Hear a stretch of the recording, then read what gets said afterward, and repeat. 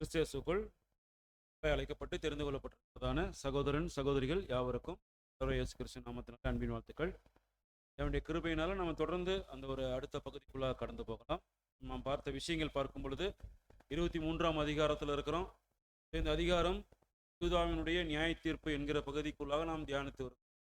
எதற்கு ஒப்புமையாக இருக்குது அப்படின்னா, இன்றைக்கு இருக்கக்கூடிய கிறிஸ்தவ மண்டலம் செய்து கொண்டிருக்கிற அருவருப்புக்கு அவர்கள் எப்படிப்பட்டதான தண்டனை வாங்க போகிறார்கள், தேவனிடத்திலிருந்து எப்படிப்பட்ட ஒரு சூழல் அவர்கள் பெற்றுக்கொள்ளப் போகிறார்கள் என்கிறதோடு நம்ம கம்பேர் பண்ணி பார்த்து கொண்டு வருகிறோம். அங்கே இன்னும் 2வது அட்டாக் முடிஞ்சு எருசலேமில் இருக்கக்கூடிய மீதி இருக்கக்கூடிய சிதேக்கியா ராஜா கட்டுப்பாட்டில் இருக்கக்கூடிய சிறையிருப்புக்கு வரக்கூடிய ஜனங்கள்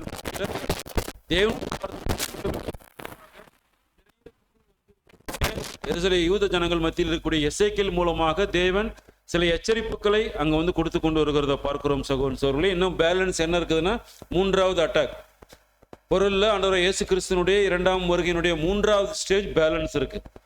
அங்கே வந்ததுன்னா என்ன ஆயிருன்னா, ஒரு நியாய தீர்ப்புக்குள்ள அவங்க கடந்து போயிடுவாங்க அப்படிங்கிறத பார்க்கிறோம். சகோதரன் சொல்லி ஒவ்வொருவரும் கடைசியாக ஒவ்வொரு உலக மனிதனும் ஒவ்வொரு கிறிஸ்துவ மண்டலத்தில் இருக்கிறவர்களும் தேவன் யார், கிறிஸ்து யார் என்கிற அறிந்து கொள்கிற அந்த கடைசி சூழ்நிலை அதற்காக மகா உபத்திர காலம் தீவிரிக்கப்பட்டு ஆண்டவர் இயேசு கிறிஸ்துடைய அந்த 3வது ஸ்டேஜ் அங்கே ஆயத்தம் பண்ணப்பட்டிருக்குங்கிறத பார்க்கிறோம். சகோதரர்களே, ஒட்டுமொத்த பூமியில் இருக்கக்கூடிய கிறிஸ்தவ ஜனங்களுக்கு மாத்திரமல்ல, ஒட்டுமொத்த பூமியில் இருக்கக்கூடிய ஒட்டுமொத்த மனுகுலத்திற்குமே வரக்கூடிய நியாய தீர்ப்பினுடைய காரணம் தேவன் யார், கிறிஸ்து யார், அவருடைய திட்டம் என்ன என்கிற காரியங்களை அவர்கள் தெரிந்து கொள்ள வேண்டும் என்பதற்காக, அவர்கள் ரட்சிக்கப்பட்டு கிறிஸ்து தேவனுக்குள்ளாக ஒப்புரவாகக்கூடிய அந்த ஒரு சூழலுக்காகத்தான் இந்த ஒரு நியாய தீர்ப்பு அவர்கள் மேல் இறங்குகிறத பார்த்து கொண்டிருக்கிறோம்.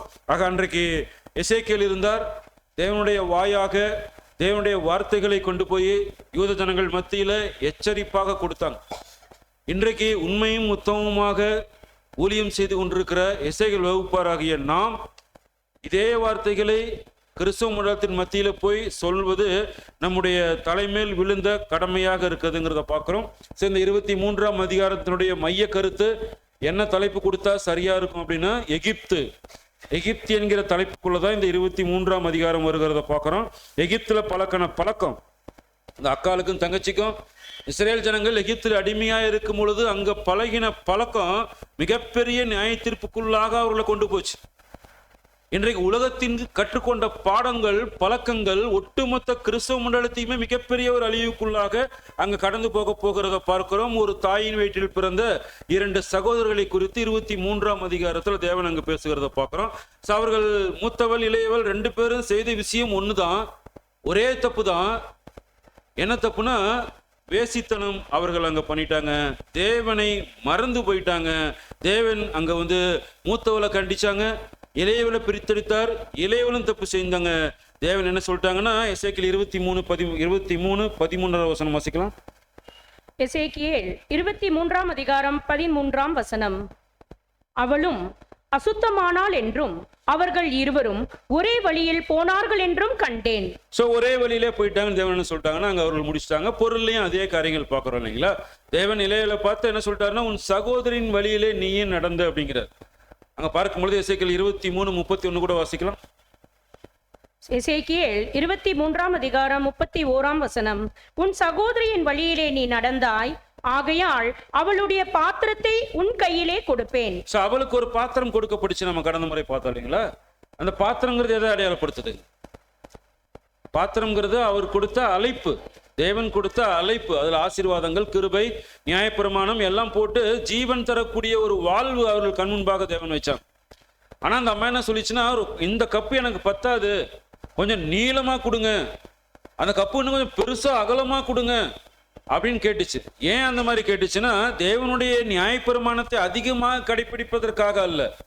தேவன் கொடுத்த விஷயத்தை எடுத்து வச்சுட்டு உலக பிரகாரமான விக்கிரக ஆராதனை நிரப்பி மது நிறைய ஊத்தி அவளும் குடித்து வெறியாகி ஒட்டுமொத்த மற்றவளும் கொடுத்து வெறியாகக்கூடிய அந்த மாதிரி ஒரு சூழல் அந்த அம்மா கேட்டு, அது தேவன் கொடுத்த பாத்திரம், கிருபையின் பாத்திரம். ஆனா இவங்க என்ன பண்ணிட்டாங்கன்னா, அதை தேவனுடைய கோபத்தின் பாத்திரமாக மாத்தி அவர் விஷயங்கள் கொண்டு போயிட்டாங்க. தேவன் சொல்லிட்டாங்க, இளையவளுக்கும் அதே கப்பை தான் கொடுப்பங்கிறார். ஏசாயா 51:17 வாசிக்கும். ஏசாயா 51:17 எழும்பு எழும்பு, கர்த்தருடைய உக்கிரத்தின் பாத்திரத்தை அவர் கையில் வாங்கி குடித்திருக்கிற எருசலேமே, எழுந்து நில், தத்தளிக்க செய்யும் பாத்திரத்தின் வண்டல்களை உறிஞ்சி குடித்தாய். சோ மூத்தவள் இதே கப்பு, தேவன் கொடுத்த கப்ப, தேவன் கொடுத்ததை வாங்காம அதை பெருசாக்கி நீளமாக்கி அகலமாக்கி அநேக விக்கிரக ஆராதனையை செய்து அழிந்து போன தேவன் அந்த கப்பை மீண்டுமாக அவருடைய இரக்கத்தையும் அன்பையும் நியாயப்பிரமாணத்தையும் கொடுத்து இளைவலுக்கு கொடுக்கும் பொழுது, இளைவலும் அக்கா மாதிரி நீளமா அகலமா இருக்கிற பெரிய பாத்திரமா வேணுன்ட்டு அவளும் அதிகமான அந்த ஒரு நியாய தீர்ப்புக்குள்ள போய் அந்த தண்டனையை வாங்கி கொண்டதை பார்க்கிறோம். தேவனுடைய கோபம் அங்க வந்து தூண்டுறாங்க. போதை தலைக்கேறி போய் அருவருப்புக்குள்ள மிகுதியாகி வானபரிந்தும் அவருடைய பாவங்கள் எட்டிய அந்த ஒரு வசனத்தின் ஒரு பார் அவருடைய கிரியைகள் காணப்பட்டதுனால போதை தலைக்கேறி அந்த அம்மா என்ன பண்ணிருச்சுன்னா அழைப்பை உடைத்தது. தேவனுடைய அழைப்பை உடைச்சு போட்டு அந்த பாத்திரத்தை உடைச்சு அதிலே கீறிக்கிட்டு அவளாகவே ஒரு நியாய தீர்ப்புக்குள்ளாக தேவனுடைய கிருபை இனி கிடைக்க போறதில்ல, ஜட்ஜ்மெண்ட் இறங்க போகிறது, நேபுகாத்நேச்சர் மூலமாக உடைய போகிறது. காரணம் எகிப்து. அவருடைய இருதயத்தில் இருந்தது எகிப்திய சிந்தனைகள். தேவனை மறந்து போனார்கள். எகிப்தை நேசித்த நிமித்தமாக அங்க தேவன் இருக்கிற இடத்துல இப்ப என்ன வந்துருச்சுன்னா எகிப்து வந்துருச்சு. தேவன் இருந்திருந்தா ஜீவன் கிடைச்சிருக்கும். எகிப்து இருந்ததுனால மரணத்தை நோக்கி அங்க கடந்து வந்ததை பார்க்கிறோம். ஆக தேவன் இருக்கிற இடத்துல எகிப்து வந்தா என்ன ஆயிருங்க? தேவன் இருக்கிற இடத்துல, தேவனை வைக்க வேண்டிய இடத்துல எகிப்து கொண்டு வந்து வச்சிட்டோம்னா தேவன் அங்கிருந்து போயிடுவார் வெளியே.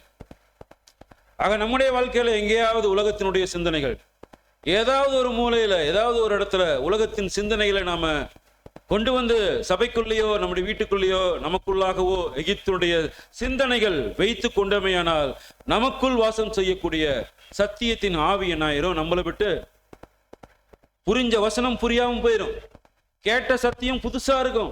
இப்பதான் கேட்கிற மாதிரி இருக்கும். 10 முறை கேட்டிருப்போம் சப்ஜெக்ட், 11 முறை கேட்கும்போது புதுசா இருக்கு பிரதர். ஏங்க போன வாரம் தாங்க சப்ஜெக்ட் எடுத்தாங்க, அப்படியா? ரொம்ப புதுசா இருக்குது. அப்படின்னா என்ன அர்த்தங்க? போயிருச்சுன்னு அர்த்தம். நமக்கு வெறும் பாத்திரம் ஆயிட்டுன்னு அர்த்தம். ஈஸியா புரிஞ்சுக்கலாம். உலகத்தினுடைய சிந்தனை இருதயத்தில் இருந்ததென்றால் தேவன் நம்மளை விட்டு அவருடைய சத்தியத்தை என்ன பண்ணிடுவாரு? எடுத்து வச்சிருவார். ரொம்ப கவனமாக இருக்க வேண்டியது அவசியம். எசேக்கியேல் 23:35 வாசிங்க. எசேக்கியேல் 23:35 ஆகையால் நீ என்னை மறந்து. சோ யார் மறந்துட்டாங்க? யூத ஜனங்கள் தேவனை மறந்துட்டாங்க. ஆனா தேவன் யூத ஜனங்களை மறந்துட்டாரா? எவ்வளவு அருவருப்பு செய்துட்டாங்க. தேவனை விட்டு புறம்பாக்கிட்டாங்க. தேவன் வேணான்ட்டாங்க. அவருடைய கிருபை நியாயப்பிரமாணம் வேணான்ட்டாங்க. ஆனா இவர்கள் தான் தேவனை மறந்தார்களே தவிர என்றுமே தேவன் யூத ஜனங்களை மறக்கல. நாளைக்கு இவ்வளவு நியாயத்தில் கொண்டு போறார். நாளைக்கு யூத ஜனங்களோட என்ன பண்ண போறார்? ராஜ்யத்துல நித்திய உடன்படிக்கை, என்றென்றைக்கும் நாயகராக இருக்க போகிற நித்திய உடன்படிக்கை பண்ண போறார் எருசலேமோட. ஒரு அழிவுக்குள்ள. அப்படின்னா என்ன அர்த்தம்? இதெல்லாம் அழிவு கிடையாது. தேவனை பற்றி அறிந்து கொள்வதற்கான சில அனுமதிகள் கொடுக்கப்படுகிறது. தேவனுடைய அன்பு அங்க பார்க்கிறோம். ஆகையால் நீ என்னை மறந்து, வாசிங்க. நீ என்னை மறந்து என்னை உனக்கு புறம்பே தள்ளிவிட்டது நிமித்தம் நீ உன் முறைகேட்டையும் உன் வேசித்தனங்களையும் சுமப்பாய் என்று கர்த்தராகிய ஆண்டவர் சொல்லுகிறார். சோ தேவன் ஏன் அவங்க தள்ளி விட்டாங்கன்னா எகிப்து பிடிச்சு போச்சு. இன்றைய கிறிஸ்துவ ஜனங்கள் ஏன் தேவனை தள்ளி விட்டுட்டாங்கன்னா அவர்களுக்கு உலகம் பிடிச்சு போச்சு. சபைக்குள்ள உலகத்தின் பிரதான காரியங்கள் தான் நிறைய இன்னைக்கு நடக்கும். அநேக உதாரணங்கள் சொல்லலாம். சப்ஜெக்ட் வேற மாதிரி வேற ஆங்கிள் போயிடும். ஸோ புரிந்து கொண்ட விஷயம் என்னன்னா, உலகத்தை நேசிக்கிறார்கள் கிறிஸ்துவ மண்டலம். அதனால தேவன் அவர்கள் மத்தியில காணப்படல. 2 விதமான அவர்களுக்குள்ள இருக்கிறாங்க. அகோலால், அகோலிபால், ரோமன் கத்தோலிக், பென்டிகாஸ் அமைப்பாக இருவர் சகோதரிகள். 2 பேருமே செய்த தப்பு ஒண்ணுதான். 2 பேருமே வாங்கிக் கொள்ளக்கூடிய தண்டனையும் பார்க்கிறோம். அவருடைய அருவருப்புக்கு ஈக்குவலாக அங்க பார்க்கிறோம். சகோதரர்களே, உலக காரியத்தை குறித்து அதிகமாக பேசி கொண்டிருக்கிற, இன்னும் அதிகமாக இன்னும் அங்க வெளிப்படுத்தல யோவான் எப்படி தரிசனம் பார்க்கிறாருன்னா 3 தவளை கொத்த அந்த விஷயங்கள் இல்லைங்களா? அப்படின்னு என்ன அர்த்தங்க? அது சத்தம் எப்படி இருக்குங்க கேட்டா? நம்ம தவளை கத்துற சத்தம் ரொம்ப தேனிசையா இருக்குமா? எரிச்சலா இருக்கும் இல்லைங்களா? அந்த மாதிரி தேவன் சொல்றாங்க 3 தவளைக்கு ஒத்த அந்த சத்தங்கள் வந்து என்ன இருக்கு, இன்னைக்கு வரைக்கும் கத்திட்டு இருக்கிறாங்க. லவா லவா லவா லவா லவான் இல்லைங்களா? அது வந்து எரிச்சல், இரிட்டேட்டிங் ஆகும். அது வந்து ஒரு நமக்கு இசைவா இருக்காது. ஸோ அந்த மாதிரி தான் இன்னைக்கு அவர்களுடைய சத்தங்களை போயிட்டு இருக்கு பார்க்குறோம். தப்புக்கு மேலே தப்பு செய்கிறாங்க. காரியம் என்னென்ன, உலகத்தில் இருக்கிறார்கள், உலகத்தை நேசிக்கிறார்கள். தேவன் மூத்தவளை விட்டு இளையவளை 1517 பிரித்தது காரணமே இவள் என்னுடைய கட்டளை கீழ்பட்டிருப்பாள் தான். போப் அமைப்பிலிருந்து பெண்டிகாசை பிரிச்சார். ஆனால் பிரிந்து வந்த சகோதரர்கள், மார்ட்டின் லூத்தருக்கு பிற்பாடு வந்த கெல்வின், இந்த சகோதரர் மூலமாக மீண்டுமாக போப் மார்க்கத்தினுடைய சிந்தனைகளை அது சரின்ட்டு ஃபாலோ பண்ண ஆரம்பிச்சிட்டாங்க. அது மிகப்பெரிய அருவருப்பாக கடந்து போச்சு. இதை பார்க்குறோம். தேவன் சொல்லிட்டாங்க, அவளுக்கு எடுத்து என்ன கப்பு கொடுத்தனோ மூத்தவளுக்கு, அவ கேட்டா நீளமும் அகலமுமான கப்பு, அதே கப்பு உனக்கும் கொடுக்கப்படும். இவங்களாவது ஒரு ஜீவனை பெற்றுக்கொள்ளலாம். ஆனா இவர்கள் அதை விட அக்காலை விட அதிகமான பாவங்கள் செய்ததுனால, அதுல அந்த மது போன்ற தவறான போதில் ஊற்றி குடித்ததுனால இன்றைக்கு மிதந்து கொண்டிருக்கிறார்கள். பார்க்கிறோம். கிறிஸ்தவர்கள் எல்லாம் பார்க்கிறோம் இல்லைங்களா? ஒரு பண்டிகை எப்படி செலிப்ரேட் பண்றாங்க. ஒரு ஈஸ்டர், அவங்க இன்னைக்கு கிறிஸ்துவ மதத்துல அந்த காலத்துல இல்லைங்களா, அந்த ஈஸ்டர், அந்த கிறிஸ்துமஸ் நாள்லாம் பார்த்தீங்கன்னா, ஒருவேளை அந்த ஒரு கோயில் அந்த ஒரு அபிஷேகம் பண்ணப்பட்ட நாள்னு வச்சுங்க, ஏதோ ஒரு நாள் ஒரு புனிதர் பேர் வச்சிருப்பாங்க இல்லைங்களா. அந்த புனிதர் நாள் அப்படின்னா பார்த்துட்டிங்கன்னா, ஒரு மாதத்துக்கு முன்னாடியே ஊர்லலாம் பந்தல் கட்டி நோட்டீஸ் அடித்து இது பண்ணி ரோட்டெல்லாம் கூட்டி பெருக்கி சீரியல் லைட்டை போட்டு ட்ரெஸ்ஸு வாங்கி வீட்டில் ஸ்வீட் செஞ்சு பயங்கர கிராண்டாக இருக்கும் இல்லைங்களா. நாம் அப்படி பண்ணலாமா? பண்ணுகிறோமா? பண்ணலாமா? சத்தியமே தெரியாதவங்க பண்ணுறாங்க. பண்டிகையை சிறப்பிக்க வேண்டும். நமக்கு எது பண்டிகை?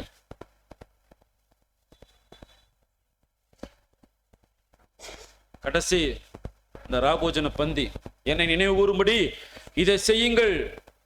அந்த செய்யக்கூடிய ஒரு ஆசரிப்பு நமக்கு மிகப்பெரிய பண்டிகை. அந்த பண்டிகைக்கு 1 மாசம் 2 மாசம் முன்பதாகவே என்னென்ன ஆயத்தங்கள் நாம் பண்றோம். வரக்கூடிய பண்டிகையை ஆசரிப்பதற்காக சிறப்புகள் என்னென்ன செய்யறோம், நம்மளே நம்ம ஆயத்தம் பண்றோம். அநேக கூடுகள் சேர்றோம். அந்த கிறிஸ்துவனுடைய ஈடுபடி குறித்தான சத்தியங்கள் கேட்கிறோம். சிலர் அதுக்கே வரதில்லை, அது வேற. அவர்களாம் இருப்பதும் ஒண்ணு, இல்லாமல் இருப்பதும் ஒண்ணு. அந்த ஒரு சிறப்பு தங்களை தகுதிப்படுத்திக்கிற காரியத்துக்கு முன்னாடி ஆயத்தம் பண்ணுறது வருகிறது கிடையாது. ஆனா நாம் என்ன பண்றோம், அந்த குண்டான 1 மாசம் 2 மாசம் 3 மாசத்துக்கு முன்னாடி அதுக்கு உண்டான சத்தியங்கள் கேட்கிறது. அந்த ஆசரிப்புக்கு நம்ம என்ன பண்ணிக்கிறோம், ஆயத்தம் பண்ணி கொண்டு வருகிறோம். இதுதான் இந்த ஒரு பண்டிகைக்கு முன்னாடி செய்ய வேண்டிய ஆயத்தங்கள், சரியான ஆயத்தங்கள், சரியான ஆவிக்குரிய ஒரு வளர்ச்சிக்கு உண்டான ஒரு விஷயங்கள். ஆனா உலக கிறிஸ்தவர்கள் இன்றைக்கு பார்க்குறோம், பண்டிகை என்ன பண்றாங்கன்னா, 1 மாதத்துக்கு முன்னாடியே எல்லாம் ட்ரெஸ் எடுக்கிறது, அதை பண்றது, இதை பண்றது, பணத்தை லோன் வாங்குறது, கடன் வாங்குறது, பேங்க்ல வாங்குறது, என்னென்னமோ பண்ணி பார்க்குறோம். பிள்ளைகளுக்கு தகுந்த மாதிரி அது வேணும் இது வேணும் டார்ச்சர் பண்ணி அப்பா அம்மாவை கடன் வாங்க வச்சு, அந்த காலத்துல பண்டிகை வந்துட்டாவே போது அவங்களுக்கு பயம் வந்துடும். 50,000 60,000 செலவு இல்லைங்களா. ஆக இவைகளெல்லாம் பார்க்கிறோம் சகோதரன் சகோதரர்களே. தவறான போதனை மாதிரி ஊற்றி கொடுத்து அந்த ஒரு கப்பு தேவன் கொடுத்த அழைப்பை விட்டு தள்ளி இவர்களாக அந்த ஒரு விக்கிர ஆராதனை என்கிற வேசித்தனத்தால் நிறைந்த மதுவை குடித்து இவர்கள் மட்டும் ஆடாம அனைவரையும் ஆட வைத்து அதை உடைத்து கீறி அவர்களே நியாயத்திற்குள்ள போகிற ஒரு காரியங்கள் இன்றைக்கு பெண்டிகாஸ் அமைப்பும் ரோமன் கத்தோலிக்கமும் செய்து கொண்டிருக்கிறது. நாம எரேமியா 51:7 வாசிக்கிறோம் இல்லைங்களா. பாபிலோன் கர்த்தருடைய கையில் உள்ள பொற்பாத்திரம் அது என்ன பண்ணிருச்சுங்க, பூமி அனைத்திலையும் வெறுக்க பண்ணி இல்லைங்களா. அதில் மதுவை ஜனங்கள் குடித்தார்கள், ஜாதிகள் புத்தி மயங்கி போனார்கள், எல்லாரோட புத்தியும் கெட்டு போச்சு. இதே காரியம் தான் பார்க்கணும். வெளிப்படுத்தல் அந்த வசனம் மீண்டும் வாசிக்கலாம். வெளிப்படுத்தல் 17:1 வாசிக்கும். வெளிப்படுத்தல் 17ஆம் அதிகாரம் 1ஆம் வசனம். 7 கலசங்களையுடைய அந்த 7 தூதரில் ஒருவன் வந்து என்னோடே பேசி, நீ வா, திரளான தண்ணீர்கள் மேல் உட்கார்ந்திருக்கிற மகா வேசியோடே பூமியின் ராஜாக்கள் வேசிதனம் பண்ணினார்களே, அவளுடைய வேசிதனமாகிய மதுவாள் பூமியின் குடிகளும் வெறி கொண்டிருந்தார்களே.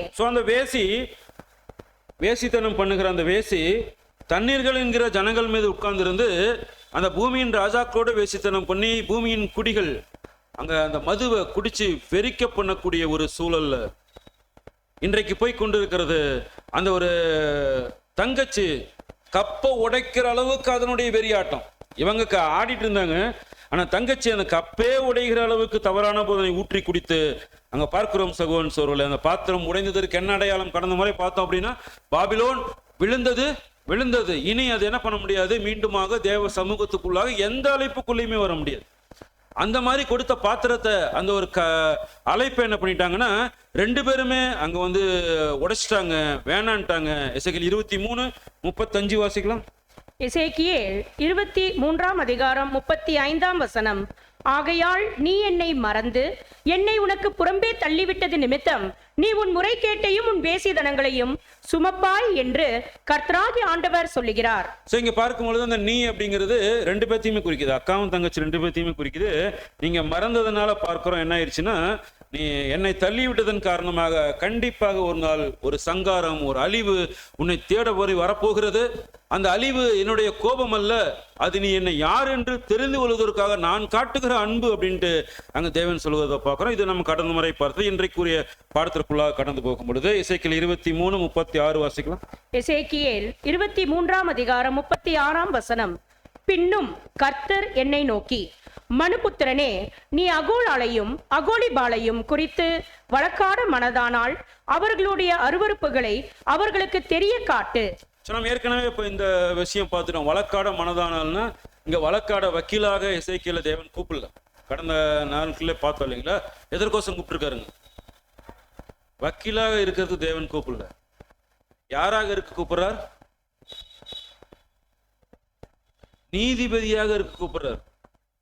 எனக்காக அவருடைய அருவருப்பை தெரியப்படுத்தி அவர்கள் மீது நீதியை செலுத்துவாயாக, ஒரு ஜட்ஜி ஸ்தானத்துக்கு எசேக்கியேலை கூப்பிடுறார். நம்ம கடந்த அதிகாரத்திலே இந்த காரியங்கள் நாம் பார்த்துட்டோம். தேவன் இதே வசனம் சொல்லுவார், வழக்காட மனதா இருந்தால் அவருடைய அருவருப்பை தெரியப்படுத்தும்பார். அங்க அட்வொகேட்டா ஒரு தேவன் எசேக்கியேலை அழைக்கல, தீர்ப்பு சொல்ல அழைக்கிறார். அவர்கள் செஞ்சுட்டாங்க அருவருப்பு, அது செஞ்சுட்டாங்களா இல்லையான்னு விசாரிக்க வேண்டிய அவசியம் கிடையாது. செஞ்சுட்டாங்க, உறுதியாயிருச்சு. இப்ப என்ன பண்ணணும்? தீர்ப்பு சொல்லணும். நீதிபதியாக வருகிறாயன்னு கேட்கிறார். அது ஆங்கில பிரதிகள் இந்த வசனம் வாசிக்கும் பொழுது வாசிங்க. எசேக்கியேல் 23rd chapter 36th verse. The Lord said, moreover unto me, son, man with the judge Agolal and Agolibal declare unto them. அவருடைய அருவருப்பை அவருடைய தெரியப்படுத்தி அவர்கள் மேல் நீதி நீ செலுத்துவாயா. ஒரு நீதிபதி ஸ்தானத்துல பார்க்கிறோம் சகோதரன் சொல்லு. ஜட்ஜ்மெண்ட் எனக்காக நீ கொடுப்பாயாக அப்படின்னு தேவன் கேட்கிறத பார்க்கிறோம் சகோதரன் சொல். ஜட்ஜி சொல்லிட்டாருன்னா அதுக்கு மேல அந்த கோர்ட்ல யாராவது அதுக்கு மேல கருத்து சொல்றதுக்கு ஆள் இருக்காங்களா? இல்ல. அந்த கோர்ட்டை பொறுத்த வரைக்கும் ஜட்ஜி தான், அவருடைய தீர்ப்பு தான் முடிவுரை. அதுக்கு மேல சொல்லணும்னா இன்னொரு ஹைகோர்ட், சுப்ரீம் கோர்ட் அப்படித்தான் போகணும். அந்த கோர்ட்ல என்ன பண்ண முடியாது, ஜட்ஜிக்கு மேல ஒருத்தர் வந்தாங்க தீர்ப்பு சொல்ல முடியாதுங்கிறத பார்க்கிறோம் சகோதரன் சோர்ல. தேவன் என்ன சொல்ல வர்றாருன்னா, எனக்காக எசேக்கியேலே நீ பேச தயாரா? எசேக்கியேல் கேட்கிறார் எனக்காக. இன்னைக்கு நம்ம டீம் கேட்கிறார் எனக்காக. எசேக்கியேல் வகுப்பாராகிய நம்ம பார்த்து தேவன் கேட்கிறாரு, கிறிஸ்துவ மண்டலத்துடைய அருவருப்புகளை வெளிக்காட்டி அவர்கள் மேல் வரக்கூடிய நியாய தீர்ப்பை சொல்றதுக்கு நீங்க தயாராக இருக்கிறீர்களா? உங்களையும் என்னையும் தேவன் என்று கேட்கிறான். பதில் சொல்ல வேண்டியது நாம் தான் பார்க்கிறோம் சகோதரன் சகோதரிகளாக. அங்க பார்க்கும் பொழுது தேவன் எசேக்கியேலை ஏன் தெரியுமா கூப்பிடுறாரு? மற்ற தீர்க்கதரிசிகளுக்கு இல்லாத ஒரு சிறப்பு என்னங்க? மனுபுத்திரனே, இந்த வார்த்தை நிறைய முறை நம்ம தியானிச்சிட்டோம் இல்லைங்களா? சார் நமக்கு புரிஞ்ச விஷயங்கள் தான். நம்ம வந்து மற்றவங்களோட எசேக்கியேல் தெரிஞ்சுட்டோம் அப்படிங்கிறதுக்கோசரம் என்ன பண்ணிடக்கூடாது. இன்னொரு சகோதரர் பார்க்கும்போது எசேக்கியேல் கேட்கலையா, எசேக்கியேல் தெரியாத அவனுக்கு, இந்த மாதிரி வார்த்தைகள் என்ன பண்ணிடக்கூடாது, தரவே கூடாது. ஸோ பெரிய விஷயங்கள் சொல்றதுனால நம்ம என்ன ஆயிட முடியாது, பெரியார் ஆயிட முடியாது. அப்படியே அடங்கி அமைதியா போயிட வேண்டியதுதான். அப்படியே இதுல மேட்டுமை பாராட்டுறதுக்கு அவங்க கேட்டாங்கன்னா நம்ம கேட்கல. அதுதான் தேவன் சொல்லிட்டாரு, நீ எப்பயுமே மனுஷங்கிறத மறந்துடாத, எல்லாம் தெரிஞ்ச நானே நினைச்சிக்காத அப்படின்ட்டு எசேக்கியேல் அடிக்கடி அந்த வார்த்தை. அநேக தீர்க்கதரிசிகள் இருக்கும் பொழுது என் புருஷன் தேவன் அன்ப தானியேலை கூப்பிடுறாரு.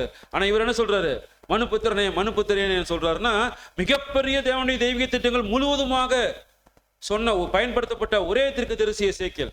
அவ்வளோ பெரிய விஷயங்கள் எசேக்கியேல் தெரிஞ்சதுனால ஒருவேளை அவருக்கு மேட்டுமை வந்துடக்கூடாது என்பதற்காக தான் தேவன் அதை ரிப்பீட் பண்றார். இன்னைக்கு நமக்கு அதே வார்த்தை தான், மனுபுத்திரன் நமக்கு வந்து உரைக்க வேண்டும். இது வந்து என்ன பண்ணிடக்கூடாது, மேட்டுமை பாராட்டுவதற்கான சூழ்நிலை அல்ல அப்படிங்கிறத புரிஞ்சுக்கணும். ஸோ பார்க்கும் பொழுது ஏன் எசேக்கியேலை கூப்பிடணும்? மற்ற தீர்க்கதரிசியில் இல்லாத சிறப்பு இவர்கிட்ட நீங்க ஏதாவது 23ஆம் அதிகாரம் வரைக்கும் ஏதாவது கவனிச்சிங்களா? ஏன்னா 290 வருஷம், அதுக்கப்புறம் ஒரு 40 வருஷம் வந்து ஒரு சைடு இப்போ ஒரு கழிச்சு படு கயிறை போட்டு கட்டும் அப்படின்னா யாராவது எந்த தீர்க்கதரிசி இருக்க முடியுமா? அமைதியா இருந்த தேவன் எதை சொன்னா, ஒரே அடியில் உன் மனைவி, பிரியமான மனைவி அடிச்சு கொன்றுவேன், நீ அழக்கூடாது. அப்படியே செஞ்சார். இதெல்லாம் பண்ணவே முடியாது. ஒரு தேவனுடைய மனுஷனாக இருந்தால் கூட கொஞ்சமாவது மாம்சம் தலை தூக்கும் இல்லைங்களா? ஸோ ரொம்ப இதுக்கு மேலே அநேக காரியங்கள், எவ்வளோ விஷயங்கள் அப்படியே தேவன் என்ன பண்ணுறாரு, நான் சொல்ல சொல்ல எசேக்கியேல் செய்கிறார். அதனால தான் இந்த ஊழியங்கள் பார்க்கிறோம் சகோன்னு சொல்லு. தேவனுடைய வார்த்தையை பேசும்போது அடி விழுந்தாலும் பரவாயில்ல, அவமானப்படுத்தாலும் பரவாயில்ல, எந்த சூழ்நிலை இருந்தாலும் சரி, கல் நெஞ்சக்காரர்களே அப்படியே பேசுவார் எசேக்கியேல். அவங்கள பார்த்து தேவன் என்ன சொல்றது அப்படியே பேசுவார். அதை குறித்தான பின் விளைவுகளை எசேக்கியேல் கண்டுக்கிறதே இல்லை. தேவன் வார்த்தையின் மேல உறுதியா இருந்தாங்க. தேவன் என்ன சொன்னாரோ அதை மாத்திரம் அப்படியே செய்தவர் எசேக்கியேல். இன்றைக்கு எசேக்கியேல் வகுப்பார் நாம் தானா? இந்த இடத்துல நம்ம என்ன பண்ணிக்கணும், நம்ம அங்கே கொடேட் பண்ணி செக் பண்ணி பார்க்குறோம் சகோன்னு சொல்லு. ஆக மூன்றாவது ஆட்டாய் காத்திருக்கக்கூடிய யூத ஜனங்கள் மேல் பேசுவதற்கு தயாரா, அவர்கள் செய்த அருவருப்புகளை சுட்டி காமிச்சு அவர்களுக்கு ஒரு தீர்ப்பை சொல்வதற்கு நீ ரெடியா? ஏன்னா அன்றைக்கு எசேக்கியேல் வாழ்ந்த காலத்துல யூத ஜனங்கள் மத்தியில எரேமியா சிறையில் இருக்கிறார். யூத ஜனங்கள் மத்தியில, சிறையிருப்புக்கு வரக்கூடிய ஜனங்கள் மத்தியில தேவனுடைய வார்த்தைகளை பேசுகிற எந்த தீர்க்கதரிசியுமே இல்லை. அங்க இருந்தவங்க எசனியா, பெலத்தியா இந்த போன்ற கள்ள தீர்க்கதரிசிகள் இந்த தேசத்துக்கு தீங்கு வராது. நேபுகாத்நேச்சர் முதலாவது அட்டாக், ரெண்டாவது அட்டாக்ல எடுத்துட்டு போன பாத்திரங்களை எல்லாம் 2 வருஷத்துல கொண்டு வந்து கொடுத்துருவாரு. நாம இங்க நம்ம ஆசீர்வாதமாக இருப்போம். சிறைப்பட்டு போனவர்கள் பாவிகள், அதனால சிறைப்பட்டு போயிட்டாங்க. நாம் ஆசீர்வதிக்கப்பட்டவர்கள் தவறான தீர்க்க தரிசனத்தை இஸ்ரவேல் ஜனங்கள் மத்தியில பேசி தேவனுடைய மனுஷன் எரேமியா, எசேக்கியேல் வார்த்தைகளை கேட்காத வண்ணம் தடை செய்து கொண்டிருந்தார். ஆக அந்த டைம்ல தேவனுடைய வார்த்தையை பேசுகிற, கேட்கிற, சொல்லுகிறவராக அங்க இருந்தது யாருன்னா அங்க எசேக்கியேல். அதனாலதான் அங்க பார்க்கிறோம் எசேக்கியேல் தேவன் அங்க பயன்படுத்துகிறத பார்க்கிறோம். கள்ள தீர்க்கதரிசிகள் வேலை அங்க என்ன அப்படின்னா, தேவனுடைய சத்தியங்கள் கேட்பதற்கு எப்படி இருங்க, கொஞ்சம் கஷ்டமா தான் இருக்கும். ஆனா பின்னாடி அது என்ன ஆகும், மிகப்பெரிய ஒரு ஜீவன் பலனை கொடுக்கும். ஆனா ஜனங்களுக்கு நீ அழிஞ்சு போயிருவ, நீ அவ்வளவுதான், நீ முடிஞ்சிருவ அப்படின்னு என்ன இருந்துச்சு, பொதுவாவே நீ நல்லா இருப்பாய், நீ வாளாகாமல் தலையாகுவாய், பலகனி திறந்து கொட்டுமளவு இடம் கொள்ளாமளவுக்கு உனக்கு அவ்வளவு ஆசீர்வாதங்கள் வரும், இப்படிலாம் பேசினாதான் பிடிக்கும் ஜனங்களுக்கு. எச்சரிப்பு கொடுத்து பாருங்க, ஆலோசனை கொடுத்து பாருங்க, அதெல்லாம் பிடிக்கவே பிடிக்காது யாருக்குமே. உடனே எரிச்சலாயிருவாங்க. பெற்றோர்கள் பிள்ளைகளுக்கு ஆலோசனை சொன்னா பிள்ளைகள் அப்படியே மண்டையை சொறிவாங்க, எப்படா நிறுத்துவாரு அப்படின்னு. பிள்ளைகள் பெற்றோருக்கு சொல்லும் போது பெற்றோருக்கு பிள்ளை எல்லாத்துக்கும் எரிச்சல். யாருமே ஆலோசனை சொல்லவே முடியல, கேட்பதற்கு தயாராக இல்லை. என்ன காரணம்னா அவங்க என்ன பிடிக்குது, உலகம் பிடிக்குது, உலகம் தரக்கூடிய ஆசீர்வாதங்கள் பிடிக்குது. தேவன் அடித்து காயத்தை கட்டினா அது பிடிக்கல, காயத்தை ஆற்றுகிற பணியை செய்தா அது பிடிக்கல. மேற்பூச்சா புண்ணை பூடுறாங்க, அதுதான் உங்களுக்கு பிடிக்குது. புண்ணுக்கு நல்லா வரதுக்கு வலிக்க கூடாதுங்கிறாங்க. மேலா ஒரு மருந்து போட்டா இவர் சூப்பர் டாக்டர் அப்படிங்கிறாங்க. உள்ள நோண்டி பிதிக்கி உள்ளகிற சீல்லாம் எடுத்து சுரண்டி கிரண்டி வலி தாங்க முடியாம அதுக்கப்புறம் சுத்தமாகிறது விரும்புறது இல்லை. ஆனா அதுதான் என்னது உண்மையான சுத்தம், பரிசுத்தம். அதுதான், அப்படிதான் ஒரு புண்ணை கிளீன் பண்ணணும். சும்மா மேலாக மருந்து போறது அது உள்ள புண்ணு பெருசாகிட்டே இருக்கும் உள்ள. ஆக பார்க்கிறோம் இன்றைக்கு அந்த ஒரு சூழல் இல்ல. தேவன் அங்க எசேக்கியேலை பயன்படுத்துகிறார். எசேக்கியேல் வகுப்பார். இன்றைக்கு நாமளும் அதே மாதிரிதான் இருக்கணும். அன்னைக்கு இருக்கக்கூடிய அந்த ஒரு கள்ள தீர்க்கதரிசிகள் அவர்கள் என்ன பேசினார்கள் அங்க எரேமியா தீர்க்கதரிசி பேசும் பொழுது, எரேமியா 14ஆம் அதிகாரம் 13, 14 வாசிங்க. எரேமியா 14ஆம் அதிகாரம் 13 மற்றும் 14 வசனங்கள். அப்பொழுது நான், கர்த்தராகிய ஆண்டவரே, இதோ நீங்கள் பட்டயத்தை காண்பதில்லை, உங்களுக்கு பஞ்சமும் வருவதில்லை, உறுதியான சமாதானத்தையே இவ்விடத்தில் உங்களுக்கு தருவோம் என்றார் என்று தீர்க்கதரிசிகள் அவர்களுக்கு சொல்லுகிறார்களே என்றேன். அப்பொழுது கர்த்தர் என்னை நோக்கி, தீர்க்கதரிசிகள் என் நாமத்தை கொண்டு பொய்யாய் தீர்க்க தரிசனம் சொல்லுவார்கள். நான் அவர்களை அனுப்பினதும் இல்லை, அவர்களுக்கு கற்பித்ததும் இல்லை, அவர்களோட பேசினதும் இல்லை.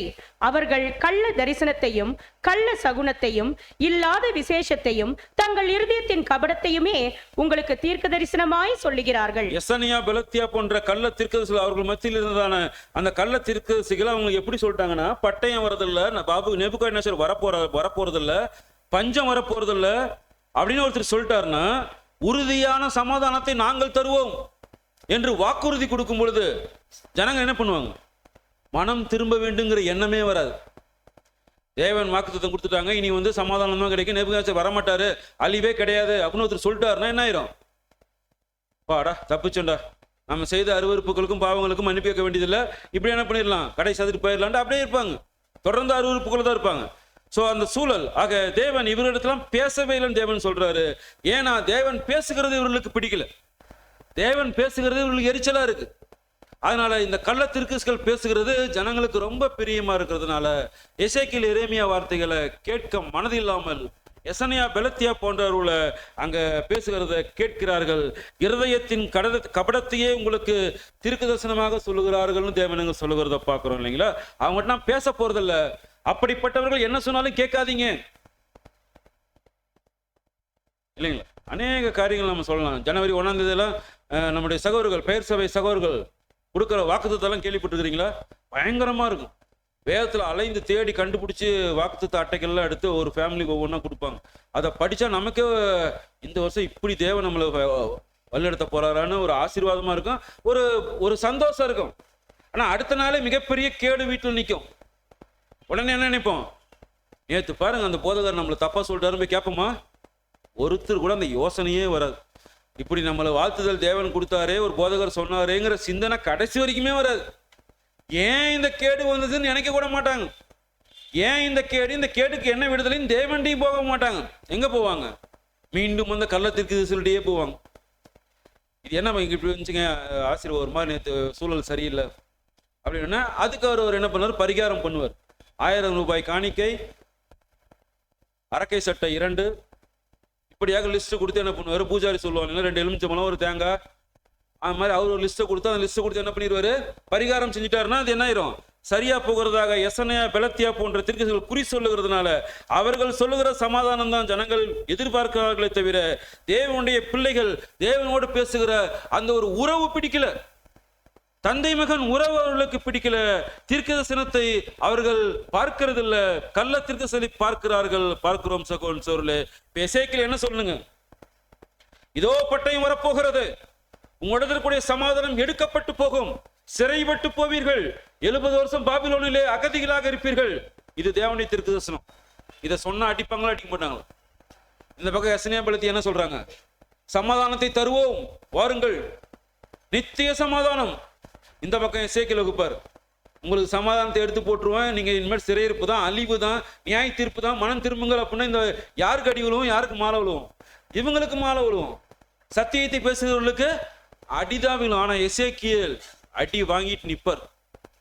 அடி வாங்கிட்டு வர ஆட்டோவில் எகிரி குச்சி ஓட மாட்டார். அடிக்கு பயந்து அங்கேயே நிப்பார். அடிக்கிறியா அடி, உதைக்கிறியா உத, நான் டிராக்ஸ் கொடுப்பேன், இந்த இடத்துல நின்று நான் கொடுப்பேன், எனக்கு உரிமை, தேவன் எனக்கு வேலை கொடுத்துருக்கிறாரு, நீ அடிக்கிறதா அடிச்சுக்க, அது உன் வேலை. குச்சியில் அடிக்கிறியா, கையில் அடிக்கிறியா, கத்தியில குத்துறியா, கழுத்தை வெட்டுறியா, கையை வெட்டுறியா, ஜெயிலில் போறியா, போடு, என் தேவன் எனக்கு கொடுத்த வேலையை நான் செய்யறேன். சமாதானத்தோடு. எவ்வளவு சமாதானம் இருக்கு தெரியுங்களா? ஒரு கிறிஸ்தவ மண்டலத்தினுடைய சகோதரனோ சகோதரியோ உலக புரஜாதியோ நம்ம டிராக்ஸ் கொடுக்கும்போது ஓங்கி ஒரு அடி பல்லாறு நமக்கு விழுந்ததுன்னு வச்சுங்க, இவ்வளவு சந்தோஷம் தெரியுங்களா? அது ஒரு நிமிஷம் அந்த சத்தியத்தில் இருக்கிற ஜனங்கள் அதை உணர்வாங்க. கிரெடிட் ஆகுது எங்க? பரலோகத்தில் பேங்க்ல கிருபை அருள் கிரெடிட் ஆகிட்டே இருக்கு. அந்த ஒவ்வொரு சிச்சுவேஷன்லையும் எவ்வளவு ஒரு ஆசீர்வாதமான அந்த நேரம். அந்த நேரத்துக்கு நம்ம தீவிரிச்சு காத்திருக்கிறோமா? என்னைக்காவது ஓடி போய் ஒளிய நம்ம அதிக பிரயாசம் பண்ணுவோம். ஆனா அந்த இடத்துல நிக்கிறதுக்கு தேவனுடைய சத்தியங்கள் எசேக்கியேல் வகுப்பார் கண்டிப்பாக நிற்பார்கள் அப்படிங்கிறத பார்க்கிறோம் சகோதரன் சகோதரர்களே. ஆக எசனியா பெலத்தியா போன்ற சகோதரர்கள் பட்டயம் வருவதில்லை, பஞ்சம் வருவதில்லைங்கிற சூழல்ல தேவன் சொல்லிட்டாங்க, சமாதானம் உங்களுக்கு வராது. சொல்லுங்க, ஜனங்க கண்டிப்பா கள்ள தீர்க்கதரிசி தான் நம்புவாங்க. தேவனுடைய தீர்க்கதரிசிக்கு அங்க வாழ்த்துதல் சொல்ல மாட்டாங்க. ஆனா பார்க்கும் பொழுது சகோதரன் சகோதரர்களே, இன்றைக்கு சில உதாரணங்கள் பார்க்கும் பொழுது கூட இப்ப உண்மையான சத்தியங்கள், தேவனுடைய சத்தியங்கள் கிறிஸ்துவ மண்டலத்துக்கு தெரியுமா? நமக்கு தெரியுமா? உறுதியாக இருக்கிறோமா இந்த விஷயத்துல? உண்மையில உங்களுக்கு எதுவும் தெரியாது பிரதர். தேவன் கிருபையா அவருடைய இரக்கத்தை, அன்பை காமிச்சு அவருடைய திட்டத்தை எங்களுக்கு புரிய சொல்லியிருக்காரு அப்படின்னு நம்ம உணர்வு இருக்குது இல்லையா? சத்தியம் தெரியுங்கிற ஒரு சந்தோஷம் நமக்கு இருக்கு, திருப்தி இருக்கா? இப்ப பெயர் சபை சகோதரர்கள் மத்தியில போய் பேசுறீங்க, யார் வயசு அதிகமாகும்? சத்தியம் உண்மையில யாருக்கு அதிகமா தெரியும்? தேவனுடைய டிவைன் பிளான் முழுசமா நமக்கு தெரியுதுன்னு வச்சுங்க. இப்ப கிறிஸ்துவ சகோதரர்கள் மத்தியில போய் பேசுறோம், சத்தியத்தை குறித்து பேசுறோம், சில கொஸ்டின்ஸ் போடுறோம், சில கேள்விகள் தூண்டில் போறோம்னு வச்சுங்க. அங்க சவுண்டு பொதுவா யாருக்கு அதிகமா இருக்கும்? யாரு? அவங்களுக்கு தெரியாது இல்லை. யாரது அதிகமாக இருக்கணும்? நமக்கு அதிகமாக இருக்கணும் சகோதரன் சொல்லு. எசேக்கியேல் 2ஆம் அதிகாரம் 6ல இருந்து வாசிங்க. ஸ்லைட்ல இருக்காது, வாசிங்க. எசேக்கியேல் 2ஆம் அதிகாரம் வசனங்கள் 6 முதல். மனுபுத்திரனே, நீ அவர்களுக்கு பயப்பட வேண்டாம், அவர்கள் வார்த்தைகளுக்கும் அஞ்ச வேண்டாம். நெரிஞ்சல்களுக்குள்ளும் முள்ளுகளுக்குள்ளும் நீ தங்கியிருந்தாலும், நீ தேள்களுக்குள் வாசம் பண்ணினாலும், நீ அவர்கள் வார்த்தைகளுக்கு பயப்படாமலும் அவர்கள் முகத்துக்கு கலங்காமலும் இரு. அவர்கள் கலக விட்டார், கலகக்காரராகி அவர்கள் கேட்டாலும் சரி கேளாவிட்டாலும் சரி, நீ என் வார்த்தைகளை அவர்களுக்கு சொல்லு. மனுபுத்திரனே, நீ அந்த கலக வீட்டாரை போல கலகக்காரனாயிராமல் நான் உன்னோடே சொல்லுகிறதை கேள். உன் வாயை திறந்து நான் உனக்கு கொடுக்கிறதை புசி என்றார். அப்பொழுது இதோ என்னிடத்திற்கு நீட்டப்பட்ட ஒரு கையை கண்டேன். அந்த கையிலே ஒரு புஸ்தக சுருள் இருந்தது. தொடர்ந்து இந்த காரியங்கள் நம்ம நிறைய முறை தியானிச்சிட்டோம். அவங்க யாரு தான்? கலக்க வீட்டார் தான். அவங்க கேட்டாலும் சரி கேட்கலனாலும் சரி, அவங்க நெற்றி கடின கல் போன்ற நெற்றி. நம்முடைய நெற்றி எப்படி தேவனாக்கியிருக்காரு? வச்சிரக்கல் போன்ற ஒரு வைரம் ஓர நெற்றி நமக்கு இருக்கு. வைரத்தை வச்சு கல்லை உடைச்சா என்ன ஆகும்? கல்லு தான் உடையணும். ஸோ கிறிஸ்துவ மண்ணில் சகோதரர்கள் முன்பாக நாம் சத்தியங்களை பேச, தேவனுடைய திட்டங்களை எடுத்துரைக்க போய் நிற்கும் பொழுது அவங்க வார்த்தை ரைஸாக அனுமதிக்கவே கூடாது. சில நேரம் அவங்க பேசுற வரைக்கும் பேச விட்டுட்டு பின்னாடி நம்ம பேசலாங்கிறது வேறு. ஆனால் எப்பயுமே நாம பேச பேச அவங்க என்ன ஆகும்? இது வாய்ஸு பொதுவாக இப்படித்தான் நடக்கும். அவங்க ஃபர்ஸ்ட் முதல்ல தேவனுடைய சத்தியத்தை அவங்க மத்தியில் கடந்து போகும்போது ரொம்ப வாய்ஸ் அதிகமாக இருக்கும். அப்படியே கொஞ்சம் கேப் விட்டு பேச பேச பேச பேச என்ன ஆயிரும் அவங்களுக்கு? அப்படியே வால்யூம் டவுன் ஆகி சரண்டர் ஆயிடுவாங்க. ஒருவேளை சரண்டரே ஆகாம அதிகமாயிட்டே இருந்தாலும் என்ன அர்த்தம்? எசேக்கியேலாக இன்னும் நாம் சரியாக மாறவில்லை, எசேக்கியேலாக முழுமையாக மாறவில்லை, பயிற்சியில் இருக்கிறோம்னு அர்த்தம். ஆனால் அந்த பயிற்சி என்ன பண்ணிடக்கூடாது? விட்டுவிடக்கூடாது. தொடர்ந்து இது பண்ணிக்கிட்டே இருக்கணும். ஒவ்வொருத்தையும் பேச பேச பேச நம்முடைய வால்யூம் டவுனாக இன்னும் அதிகமாக பிரேயர்ல வச்சு அடுத்த சகோதர பேச பேச ஒரு சூழல்ல எசேக்கியேல் வகுப்பாராக வைரம் பாய்ந்த நெற்றியை கொண்டவர்களாக நாம் பேச ஆரம்பிச்சாவே ஒரு வாக்கு தத்துவம் நிறைவேற ஆரம்பிச்சிடும். ஒருவர் முன் பேசக்கூடாத நாக்கையும் வாக்கையும் தருகிறேன். பேச ஆரம்பிச்சோம்னா அத்தனை பேர் சரண்டர் ஆயிடுவாங்க. பேச ஆரம்பிக்கும் பொழுது நீங்க பைபிள் ஸ்டூடெண்ட்ஸ் அப்படின்ட்டு வால்யூம் ரைஸ் ஆகும். அவங்களுது வார்த்தைகள் வெளியே வர வர வர வர என்ன ஆயிரும்? அப்படியே சரண்டரே சோஃபால ஓரமாக உட்காந்துட்டு, பிரதர் எப்ப நான் வந்து சத்தியம் கேட்கறதுன்றவாங்க கடைசியா. ஸோ அந்த ஒரு நிலைக்கு மாறணும். அதுக்கு எசேக்கியேல் என்ன செய்யணுங்க? எசேக்கியேல் வகுப்பார் என்ன செய்யணும்? அன்றைக்கு எசேக்கியேல் என்ன செஞ்சிருக்கணும்? ஏசாயா 58ஆம் அதிகாரம் 1வது வசனம் வாசிக்கலாம். ஏசாயா 58ஆம் அதிகாரம் 1ஆம் வசனம். சத்தமிட்டு கூப்பிடு, அடக்கி கொள்ளாதே. எக்காலத்தை போல் உன் சத்தத்தை உயர்த்தி என் ஜனத்துக்கு அவர்கள் மீறுதலையும் யாக்கோபின் வம்சத்தாருக்கு அவர்கள் பாவங்களையும் தெரிவி. இன்றைக்கு மண்ணால வாதிச்சோம். விளங்காத எக்காலம் ஊதுனா யாருக்காவது பிரயோஜனம் இருக்குதா? சும்மா லபலபலன்னு கத்திட்டாங்கன்னா அதனால ஏதோ பிரயோஜனம் இருக்குதா? விளங்காத எக்காலம் முதலாம் இல்லைங்களா? விளங்குகிற எக்காலம் ஊதினால் ஜனங்கள் உணர்ந்து கொள்ளணும், தேவனுடைய சத்தியத்தை புரிந்து கொள்ளணும். அப்படிப்பட்ட ஒரு வழிநடத்தல் இன்றைக்கு நம்ம பெற்று இருக்கணும். ஆக பார்க்கிறோம் சகோதரன் சோர்களே, பயந்து ஒழுங்கி ஓரமா உட்கார்ந்துட்டு, திருச்சியில இந்த சங்கிலியான பொறுத்த ஒரு பகுதியில ஓரமா சண்டை யாருக்கும் தெரியாம ஓரமா போயிட்டு உடையாந்துருவோம். அதுக்கோசரம் நாம இங்க வரல. உலக ரட்சகர்கள் நாம, ஒட்டுமொத்த உலகத்தையும் ஆளக்கூடிய ராஜரீக ஆசாரிய கூட்டமாக இருக்க போகிறவர்கள். சும்மா இங்க வந்து ஒரு நாட்டுக்கு தலைவராகவோ இல்ல, ஒட்டுமொத்த அகில கேலக்சிக்குமே தலைவராக தேவன் நம்மளை தேர்ந்தெடுத்திருக்கிறாங்க. எப்படிப்பட்ட ஒரு வாய்ப்பு!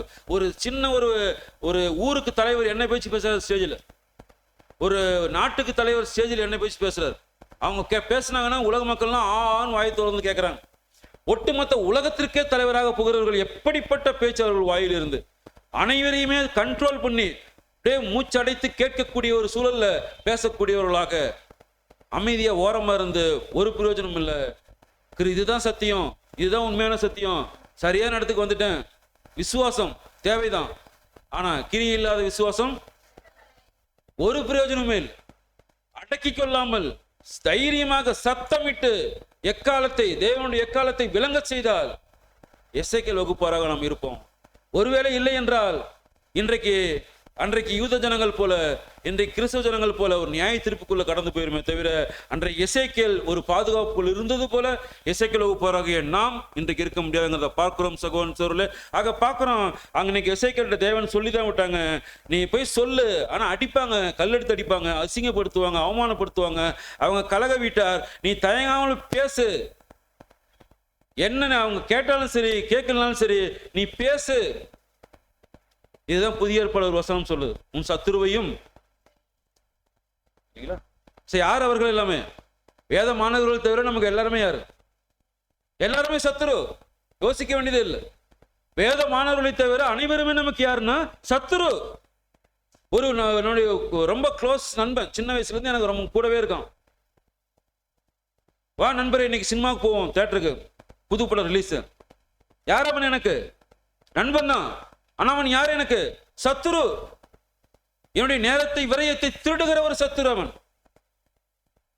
வீட்டுல சாப்பாடு இருக்கும்போது ஆமாச்சு, இன்னைக்கு போய் கடையில பிரியாணி சாப்பிடலாம், வீட்டுல சாப்பாடு இருக்கும். யார் அவர்கள்? சத்துரு. தேவனுடைய சத்தியங்கள் வீட்டுல கொட்டி கிடக்குது இல்லைங்களா? போறாங்க மீட்டிங்க்கு, பெண்டிகாஸ்ட் மீட்டிங்க்கு, வேதமானவர்கள் போறாங்க, கேட்கறதுக்கே பரிதாபமா இருக்கு. பார்க்கிறோம் சகோதரர்களே. ஆக இப்படிப்பட்ட விஷயம் தான் பார்க்கிறோம். இன்றைக்கு நாம ஒரு சூழல்ல தயங்காமல் தைரியமாக பேசக்கூடிய எசேக்கியேல் வகுப்பராக அடக்கி கொள்ளாமல் சத்தமிட்டு தேவன் சொல்றாங்க, உண்மையான சத்தியத்தை பேச ஆள் இல்லை. உண்மையான சத்தியத்தை தைரியத்தோடு சத்தமிட்டு அடக்கி கொள்ளாமல் பேசுகிற சகோதரன் சகோதரிகள் ஆள் இல்லை. எசேக்கியேலே, நீ ஜட்ஜாக எனக்கு உண்மையுள்ளவனாக இருக்க முடியுமா? என் மனதில் இருக்கிற தீர்ப்பை நீ சொல்லுவாயா? எசேக்கியேல்ட்ட தேவன் கேட்கிறாங்க. எசேக்கியேல் அங்க பார்க்கிறோம் சகோதரன் சகோதரிகளே, 6 விஷயத்தை தேவன் எசேக்கியேல்ட்ட லிஸ்ட் பண்றார். அதாவது அவர்கள் நியாய தீர்ப்புக்கு வாங்கக்கூடியதுக்கான காரணிகள் 6 பாயிண்ட். அவர்கள் மீது வரக்கூடிய அழிவுக்கு காரணம் 6 பாயிண்ட். ஜட்ஜி எசேக்கியேல், ஜட்ஜி பொசிஷன் இருக்கிற எசேக்கியேல் இந்த 6 பாயிண்டை அவர்கள் மத்தியில தெரியப்படுத்தி அவருடைய அழிவுக்கான தீர்ப்பை கொடுக்கணும். இது நிழல்ல பார்க்கிறோம் சகோதரன் சகோதரர்களே. என்ன ஒரு 6 விஷயங்கள் அங்க லிஸ்ட் அவுட் பண்றாருன்னா வாசிக்கலாம். எசேக்கியேல் 23ஆம் அதிகாரம் 37வது வசனம் வாசிக்கலாம். எசேக்கியேல் 23ஆம் அதிகாரம் 37ஆம் வசனம். அவர்கள் விபசாரம் பண்ணினார்கள், அவர்கள் கைகளில் இரத்தமும் இருக்கிறது. அவர்கள் தங்கள் நரகலான விக்கிரகங்களோடே விபசாரம் பண்ணி தாங்கள் எனக்கு பெற்ற தங்கள் பிள்ளைகளையும் அவைகளுக்கு இரையாக தீக்கடக்க பண்ணினார்கள். முதல் விஷயம் அங்க பார்க்கும்பொழுது விபச்சாரம், விக்கிரக ஆராதனை. இரண்டாவது அந்த விபச்சாரம், விக்கிரக ஆராதனை. இரண்டாவதுங்கிறது அவர் கையில் இருக்கக்கூடிய ரத்தம். எசேக்கியேல் என்ன பண்ணும்? சத்தமிட்டு சொல்லணும், அடக்கி கொள்ளக்கூடாது. நரகலான விக்கிரகங்களை கும்பிடுகிறார்கள், வேசித்தனம் இல்லைங்களா? கடவுளை விட்டு கல்லை மண்ணையும் கும்பிடுறது. இரண்டாவது ஒரு பாயிண்ட், தன்னுடைய குழந்தைகளை பாகாலுக்கு பலி கொடுக்குறாங்க. எசேக்கியேல் இந்த 2 விஷயத்தை அங்க சொல்லணும். சங்கீதம் 106வது சங்கீதம் 37 38 வாசிக்கலாம். சங்கீதம் 106ஆம் அதிகாரம் 37 மற்றும் 38 வசனங்கள். அவர்கள் தங்கள் குமாரரையும் தங்கள் குமார்த்திகளையும் பிசாசுகளுக்கு பலியிட்டார்கள். அவர்கள் கானான் தேசத்து விக்கிரகங்களுக்கு பலியிட்டு தங்கள் குமாரர் குமார்த்திகளுடைய குற்றமில்லாத இரத்தத்தை சிந்தினார்கள். தேசம் இரத்தத்தால் தீட்டுப்பட்டது. எசேக்கியேல் என்ன சொல்லுங்க? அவங்க விக்கிரகத்தெல்லாம் பார்த்து பிசாசுக்கள்னு சொல்லணும். எவ்வளவு ஒரு கடினமா யோசிச்சு பாருங்க. நீ எசேக்கியேல் வகுப்பா இருக்கு, சொல்ல முடியுமா? எசேக்கியேல் 23 38 வாசிங்க. எசேக்கியேல் 23ஆம் அதிகாரம் 38ஆம் வசனம். அன்றியும் அவர்கள் என் பரிசுத்த ஸ்தலத்தை அந்நாளிலே தானே தீட்டுப்படுத்தி என் ஓய்வு நாட்களை பரிசுத்த குலைச்சலாக்கினார்கள். முதல் அவர்கள் செய்த காரியம், அங்கு ஜட்ஜா இருந்து எசேக்கியேல் சொல்ல வேண்டியது வேசித்தனம். இரண்டாவது குற்றமற்ற ரத்தத்தை சிந்துற விஷயங்கள். மூன்றாவது பார்க்கும் பொழுது பரிசுத்த ஸ்தலத்தை தீட்டுப்படுத்தினார்கள். நாலாவது ஓய்வு நாட்களை பரிசுத்த குலைச்சலாக்கினார்கள். 4 விஷயங்கள் இந்த வசனக்குள்ள வருது பார்க்கிறோம். பரிசுத்தத்தை தீட்டுப்படுத்துகிறது அப்படின்னா கடவுளுக்கு பதிலாக வேற ஏதாவது வணங்குறது. ஆகாஷ் ராஜா என்ன பண்ணிட்டாரு? ஆகாஷ் ராஜா செய்த மிகப்பெரிய அருவருப்பு, அசரே நாட்டுக்கு போய் திகிலாத் பிளேசருடைய பலிபீடத்தை கொண்டு வந்து தேவனுடைய ஆலயத்துல வடபுறத்தில் இருக்கக்கூடிய அந்த ஒரு நடுவில் இருக்கக்கூடிய வெண்கல பலிபீடத்தை, தேவனுடைய பலிபீடத்தை எடுத்து ஓரமா வச்சுட்டு, தேவனையே ஓரமா வச்சுட்டு என்ன பண்ணிட்டாங்க? அந்த ஒரு விஷயங்கள் இல்லைங்களா? சதாங்க தேவன் அங்க சொல்ல வராங்க, எனக்கு பதிலாக வேற எதையும் கொண்டு வந்து அங்க வச்சுட்டாங்க. அது பார்க்குறோம் இல்லைங்களா, அது ஒன்று. ரெண்டாவது வந்து தேவனுடைய பலி வேணும்னு அடுத்து பார்க்கும்பொழுது ஆலயத்துக்குள்ள சூரியனை வழிபட்டார்கள். எசேக்கியேல் 8:16 வாசிப்போம், நோட் பண்ணி. எசேக்கியேல் 8:16 அந்த ஒரு ஆலயத்துக்குள்ள 4 விதமான அருவருப்பு அங்கே காட்டும் பொழுது அதில் சூரியனை வணங்கினார்கள்ங்கிறத பார்க்குறோம். சூரியனுக்கு முகத்தை காமிச்சு தேவனுக்கு முதுகை காமித்தார்கள் அப்படின்னு நாங்கள் பார்ப்போம். எசேக்கியேல் 8:16 என்னை கர்த்தருடைய ஆலயத்தின் உட்பிரகாரத்திலே கொண்டு போனார். இதோ கர்த்தருடைய ஆலயத்தின் வாசல் நடையிலே மண்டபத்துக்கும் பலிபீடத்துக்கும் நடுவே ஏறக்குறைய 25 புருஷர் தங்கள் முதுகை கர்த்தருடைய ஆலயத்துக்கும் தங்கள் முகத்தை கீழ் திசைக்கும் நேராக திருப்பினவர்களாய் கிழக்கே இருக்கும் சூரியனை நமஸ்கரித்தார்கள். அதுல 8:10 வாசிங்க. எசேக்கியேல் 8:10 நான் உள்ளே போய் பார்த்தபோது இதோ சகலவித ஊரும் பிராணிகளும் அருவருப்பான மிருகங்களும் ஆகிய இவைகளின் சுரூபங்களும் இஸ்ரவேல் வம்சத்தாருடைய நரகலான சகல விக்கிரகங்களும் சுவரில் சுற்றிலும் சித்திரம் தீட்டப்பட்டு இருந்தன. இதுதான் பார்க்கிறோம், பரிசுத்த ஸ்தலத்தை தீட்டுப்படுத்துகிற மூன்றாவது அருவருப்பு. முதல்ல வேசித்தனம், இரண்டாவது குற்றமற்ற ரத்தத்தை சிந்துகிறது, மூன்றாவது விக்கிரக ஆராதனை பரிசுத்தலத்துக்குள்ள செய்யற விஷயங்கள், நான்காவது ஓய்வு நாளை பரிசுத்த குலைச்சலாக்கினார்கள். ஓய்வு நாள் தேவன் கொடுத்தார். எது கொடுத்தாருங்க? 6 நாள் உன் வேலையை பார்த்துக்க, ஒரு நாள் நாயகராகிய புருஷனாகிய என்னோடு உரையாடி ஒரு நாள் முழுவதும் எனக்காக கொடுப்பாயாக என்கிற அந்த ஒரு கோணத்துல தேவன் அங்க கேட்டார் இல்லைங்களா. அந்த ஒரு ஹஸ்பண்ட் ஒய்ஃப்காக ஸ்பெண்ட் பண்ணுகிற மாதிரி ஒரு சூழல். Remember the Sabbath day and keep it holy. பரிசுத்தமாக அந்த நாளை நீங்க அனுசரிங்க அப்படின்ட்டு தேவன் ஒரு நாள் கொடுத்துட்டாங்க. ஆனா லிட்டரலாகவே ஓய்வு நாள் என்ன பண்ணிட்டாங்கன்னா ரொம்ப பரிசுத்த குலைச்சலாக்கிட்டாங்க. ஓய்வு நாள்ல மனுஷன் எப்படி இருக்க வேண்டும்? பரிசுத்தமா இருக்கணும், எதையும் தொடக்கூடாது, எந்த வேலையும் செய்யக்கூடாது. தேவனுடைய அந்த ஒரு சூழல், அந்த ஒரு நியாயப்பிரமாணத்தை கேட்பதில் தியானிப்பதில் அப்படியே இருக்கணும். ஆனா பாருங்க, வசனம் பார்க்கும் பொழுது கூட எரேமியா 32:34 வசனம் வாசிங்க. எரேமியா 32:34 அவர்கள் என் நாமம் தரிக்கப்பட்ட ஆலயத்தை தீட்டுப்படுத்தும்படிக்கு தங்கள் அருவருப்புகளை அதிலே வைத்தார்கள். விக்கிரகங்களை கொண்டு போய் எங்க வச்சிட்டாங்க? ஆலயத்துக்குள்ள வச்சிட்டாங்க. சார்ந்த ஒரு சூழல். ஓய்வு நாளை பரிசுத்த குலைச்சலாக்குறதுனா எப்படின்னா அந்த எரேமியா 17:27 கூட வாசிங்க. எரேமியா 17:27 நீங்கள் ஓய்வு நாளை பரிசுத்தமாக்கும்படிக்கும் ஓய்வு நாளிலே சுமையை எருசலேமின் வாசல்களுக்குள் எடுத்து வராதிருக்கும்படிக்கும் என் சொல்லை கேளாமற் போனீர்கள் ஆகில் நான் அதன் வாசல்களில் தீ கொளுத்துவேன், அது எருசலேமின் அரமனைகளை பட்சித்தும் அவிந்து போகாதிருக்கும் என்று கர்த்தர் சொல்லுகிறார். இந்த வசனத்தோட விளக்கம் என்னங்க? இதுல ஏதோ புரிஞ்சுக்க முடியுதா? இந்த வசனம் என்ன சொல்ல வருது? ஓய்வு நாளை பரிசுத்தமாக்குன்னு என்ன பண்ணுவாங்க? வசனம் என்ன சொல்லுது? ஓய்வு நாளை பரிசுத்தமாக்கணும், அதனால நீங்க இதை பண்ணாதீங்கன்னு இந்த வசனம் சொல்ல வருது. என்ன பண்ணக்கூடாது இவங்க? ஓய்வு நாள்ல சுமைகளை உள்ள கொண்டு வரக்கூடாது. சுமை என்னன்னா பிஸ்னஸ். அவங்க என்ன பண்ணுவாங்க, முந்தின நாள் என்ன பண்ணுவாங்கன்னா எல்லா தேவையான தட்டுமுட்டு சாமானம், காய்கறிகள், சுகந்த பொருட்கள், தங்கம், வெள்ளி இதெல்லாம் என்ன பண்ணுவாங்கன்னா வெளிநாடுகள்ல இருந்து பக்கத்தில் இருக்கிற கீழ்திசை நாடுகள்ல இருந்து எடுத்துட்டு உள்ள வந்து அடுத்த ஓய்வு நாள்ல என்ன பண்ணுவாங்க, பிஸ்னஸ் பண்ணுவாங்க. ஸோ அந்த மாதிரி பண்ணிடாதீங்க. அது பண்ணினீங்கன்னா ஓய்வு நாளை பரிசுத்த குலைச்சலாக இருக்கு, அது வந்து ஒரு அழிவுக்குள்ள போயிடும். சுமைங்கிறது உங்க பிஸ்னஸ், அதை பண்ணாதீங்கிறார். பண்ணனதுனால அழிஞ்சு போனாங்க. எங்க போயிட்டாங்க? பண்ணனதுனால 70 வருஷம் அங்க பாபிலோன் தேசத்துக்கு சிறைப்பட்டு போயிட்டாங்க. இப்ப அங்கிருந்து கோரேஸ் ராஜா ஆண்ட முதல் வருஷத்துல திரும்பி வரும் பொழுது நெகேமியா இதே வார்த்தையை அங்க பதிவு செய்றார். நெகேமியா 13:18-19 வாசிங்க. நெகேமியா 13:18-19 உங்கள் பிதாக்கள் இப்படி செய்ததினால் அல்லவா நமது தேவன் நம்மேலும் இந்த நகரத்தின் மேலும் இந்த தீங்கை எல்லாம் வரப்பண்ணினார். நீங்களோவென்றால் ஓய்வு நாளை பரிசுத்த குலைச்சலாக்குகிறதினால் இஸ்ரேலின் மேல் இருக்கிற உக்கிரத்தை அதிகரிக்க பண்ணுகிறீர்கள் என்று அவர்களுக்கு சொன்னேன்.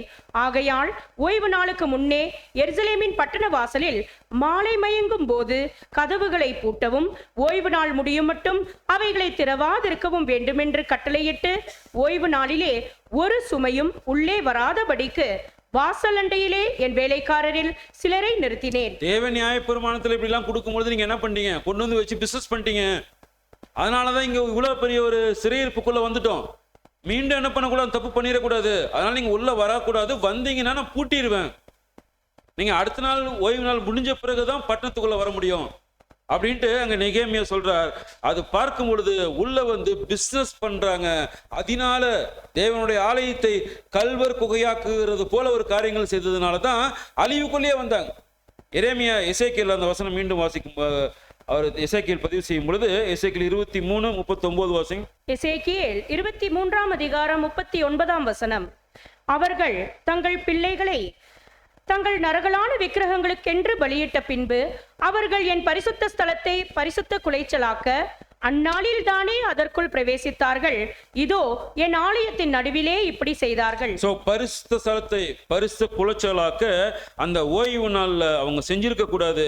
ஆனா அந்த நாளிலே உள்ள புகுந்து அவங்க பிசினஸ் பண்ண ஆரம்பிச்சிட்டாங்க. பரிசுத்த குலைச்சலாகிற மாதிரி விஷயத்தை செஞ்சுட்டு அப்படியே ஒன்றும் இல்லாத மாதிரி நடிக்கிற மாதிரி ஆலயத்தில் நின்னுக்கிறது, எந்த தப்பு செய்யாத மாதிரி பிசினஸ் பண்றதையும் பண்ணிட்டு அங்க சுட்டி காமிக்கப்படுகிறத பார்க்கிறோம் சகோதரர்களே. அந்த மாதிரி அசுத்த செய்துட்டு தெரிகிற மாதிரியே அசுத்த செய்துட்டு இங்க நீங்க உட்கார்றது நியாயமா?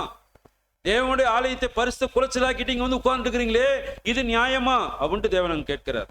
ஆக முதல் காரியம் விக்கிரக ஆராதனை, அதற்குண்டான எசேக்கியேல் வெளிப்படுத்தணும், நியாய தீர்ப்பு கொடுக்கணும். இரண்டாவது குற்றமற்ற ரத்தத்தை சிந்திட்டாங்க. மூன்றாவது அருவருப்பு பரிசுத்தலத்தை தீட்டுப்படுத்திட்டாங்க. நான்காவது அருவருப்பு ஓய்வு நாட்களை பரிசுத்த குலைச்சலாக்கிட்டாங்க. ஐந்தாவது அருவருப்பு ஆலயத்தை தீட்டுப்படுத்திட்டாங்க. சில வசனங்கள் கூட வாசிக்கும் பொழுது எரேமியா 7ஆம் அதிகாரம் 9-10 வாசிங்க. எரேமியா 7ஆம் அதிகாரம் 9-10 வசனங்கள்.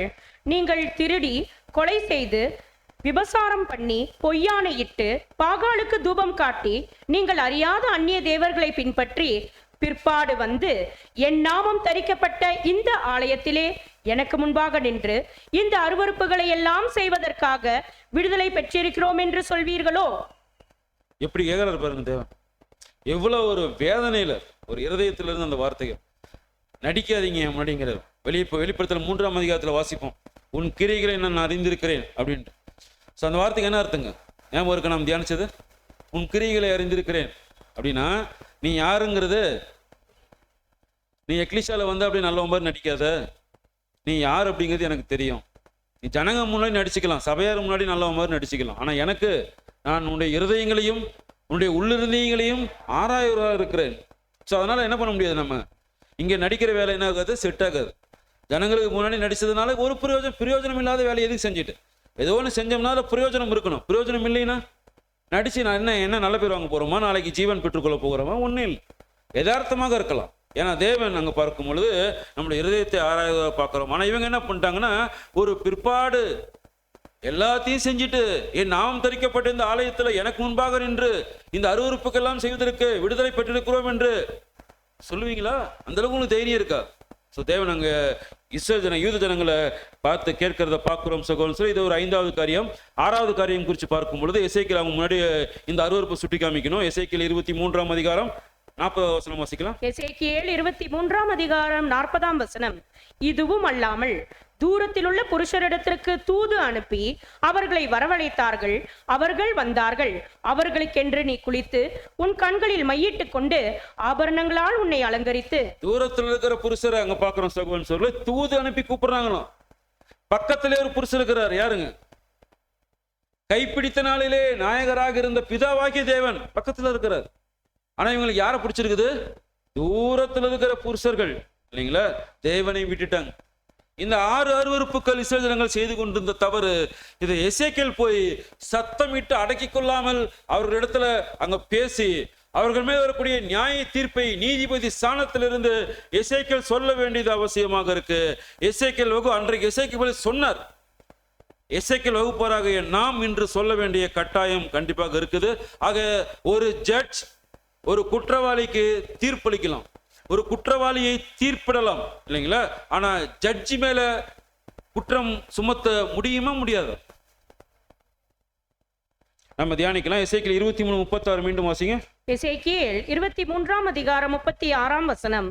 பின்னும் கர்த்தர் என்னை நோக்கி, மனுபுத்திரனே, நீ அகோலாலையும் அகோலிபாலையும் குறித்து வழக்காட மனதானால் அவர்களுடைய அருவருப்புகளை அவர்களுக்கு தெரிய காட்டு. இன்றைக்கு பொருள்ல எசேக்கியேல் வகுப்பார் நாம தான். தேவன் நம்மளை எப்படி பார்க்கிறார்? ஒரு நீதிபதியாக பார்க்கிறார். என்ன வேலை கொடுக்கப்பட்டிருக்கு? யாருக்கு தீர்ப்பு கொடுக்கணும்? ரோமன் கத்தோலிக் அக்காலுக்கும் பெண்டிகாஸ் தங்கச்சிக்கும் அவர்கள் செய்த 6 அருவருப்புகளை சுட்டி காமிச்சு தேவன் சொல்லுகிற நியாய தீர்ப்பை அவர்கள்ட்ட சொல்லணும். எப்படி சொல்லணும்? உறக்க சொல்லணும், அடக்கி கொள்ளக்கூடாது. அடிவிலும் அசிங்கப்படுத்துவாங்க, கண்டிப்பா என்ன பண்ணிடக்கூடாது, அதுக்கோசரம் பின்வாங்கி போகக்கூடாதுங்கிறத பார்க்கிறோம் சகோதரன் சகோதரர்களே. இன்றைக்கு கல்லையும் மண்ணையும் கொண்டு கொண்டிருக்கிற ஒரு கைகளால் ஒரு மனிதன் அந்த ஒரு களிமண்ணால் செய்த சிலையை அபிஷேகம் பண்ணி இது என்னை காப்பாத்தும் ரோமன் கத்தோலிக்கு நம்புகிறார்கள். ஒரு கிராஸை வச்சுக்கிட்ட பெண்டிகாஸ் அமைப்பு இது என்னை காப்பாத்துன்னு நம்புகிறாங்க. நிறைய படங்கள்ல பார்த்துருக்கிறீங்களா? இந்த ஒரு ஹாரர் மூவிலாம் பார்த்துட்டீங்கன்னா கிராஸ் எடுத்துட்டு போவாங்க. எதுக்கோசரம் அது வந்துச்சுன்னே தெரியல. ஒரு கிராஸ் கொண்டு போனால் அசுத்தாய் ஓடுங்கிறது இது நீங்க என்ன நினைக்கிறீங்க, எப்படி பார்க்குறீங்க? ஜீசஸ்ட பிசாசு வந்து சோதிக்கும் போது சிலுவை எடுத்து காமிச்சாரா, வசனங்களை எடுத்து காமிச்சாரா? வசனங்களுக்கு தான் பயந்து ஓடுவோம் இல்லைங்களா?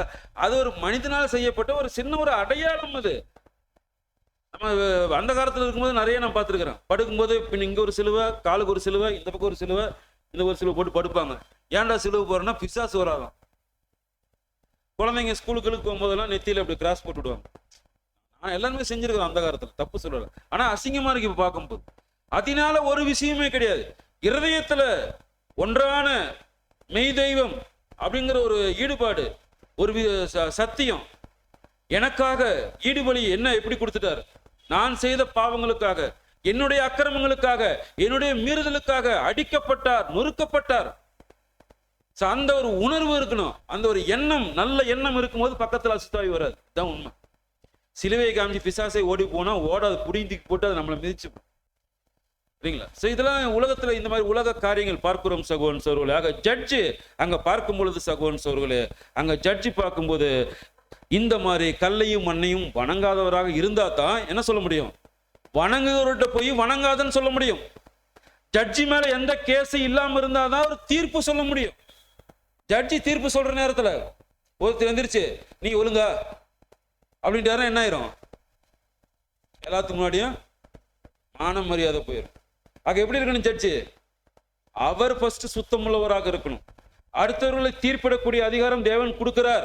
நீ அவர்கள் மீது தீர்ப்பிடு, உன்னை நீதிபதி ஸ்தானத்தில் வைக்கிறேன், அவர்கள் செய்கிற 6 அருவருப்புகளை தெரிப்படுத்தி அவர்களுக்கு தீர்ப்பை சொல்லு அப்படின்னு ஒருவேளை நம்மளை தேவன் கூப்பிட்டாருன்னா, நம்ம மீது நம்பிக்கை வைத்து கூப்பிட்டாருன்னா, நாம நீதிபதியாக செயல்பட ஆரம்பிச்சிட்டோம்னா நம் மீது ஒரு சின்ன ஒரு குற்றச்சாட்டு கூட இருக்கக்கூடாது.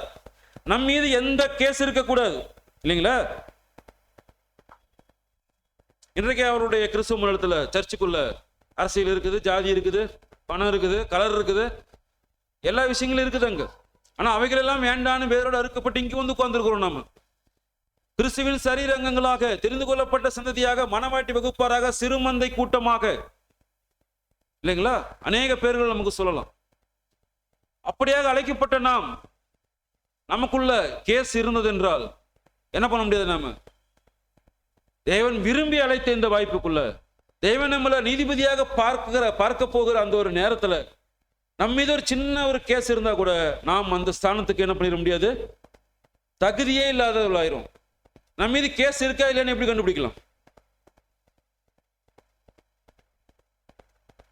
உலகத்தில் இருக்கிற யாருமே நம்ம மீது கேஸ் போறதுக்கு துணிய மாட்டாங்க, தெரியாது.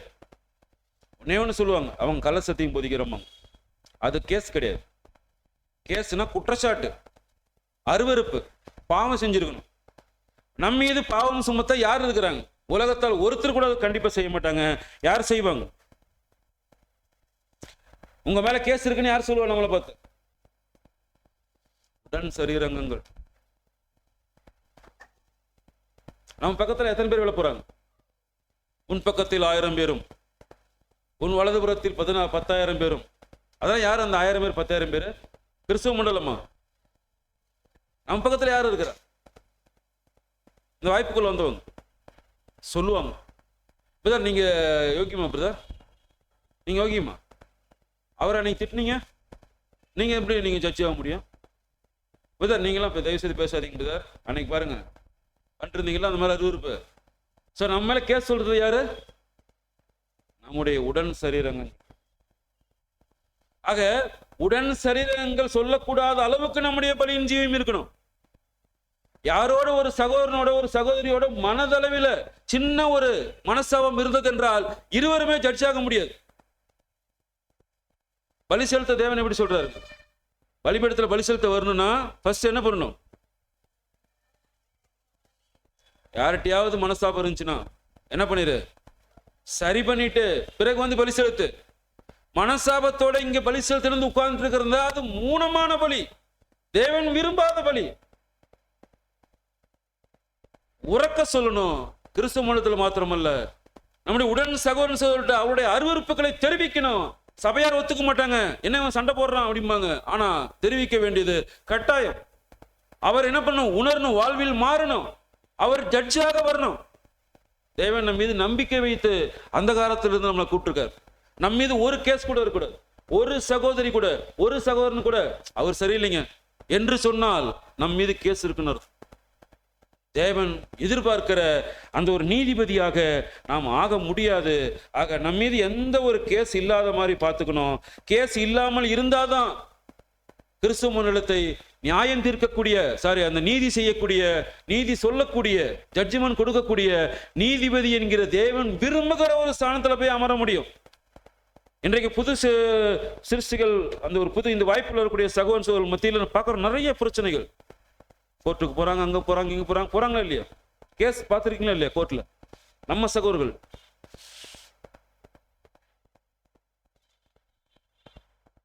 வேதனையான விஷயங்கள். வசனம் வாசிக்கலாம். 1 கொரிந்தியர் 6ஆம் அதிகாரம் 2 மற்றும் 3 வாசிங்க.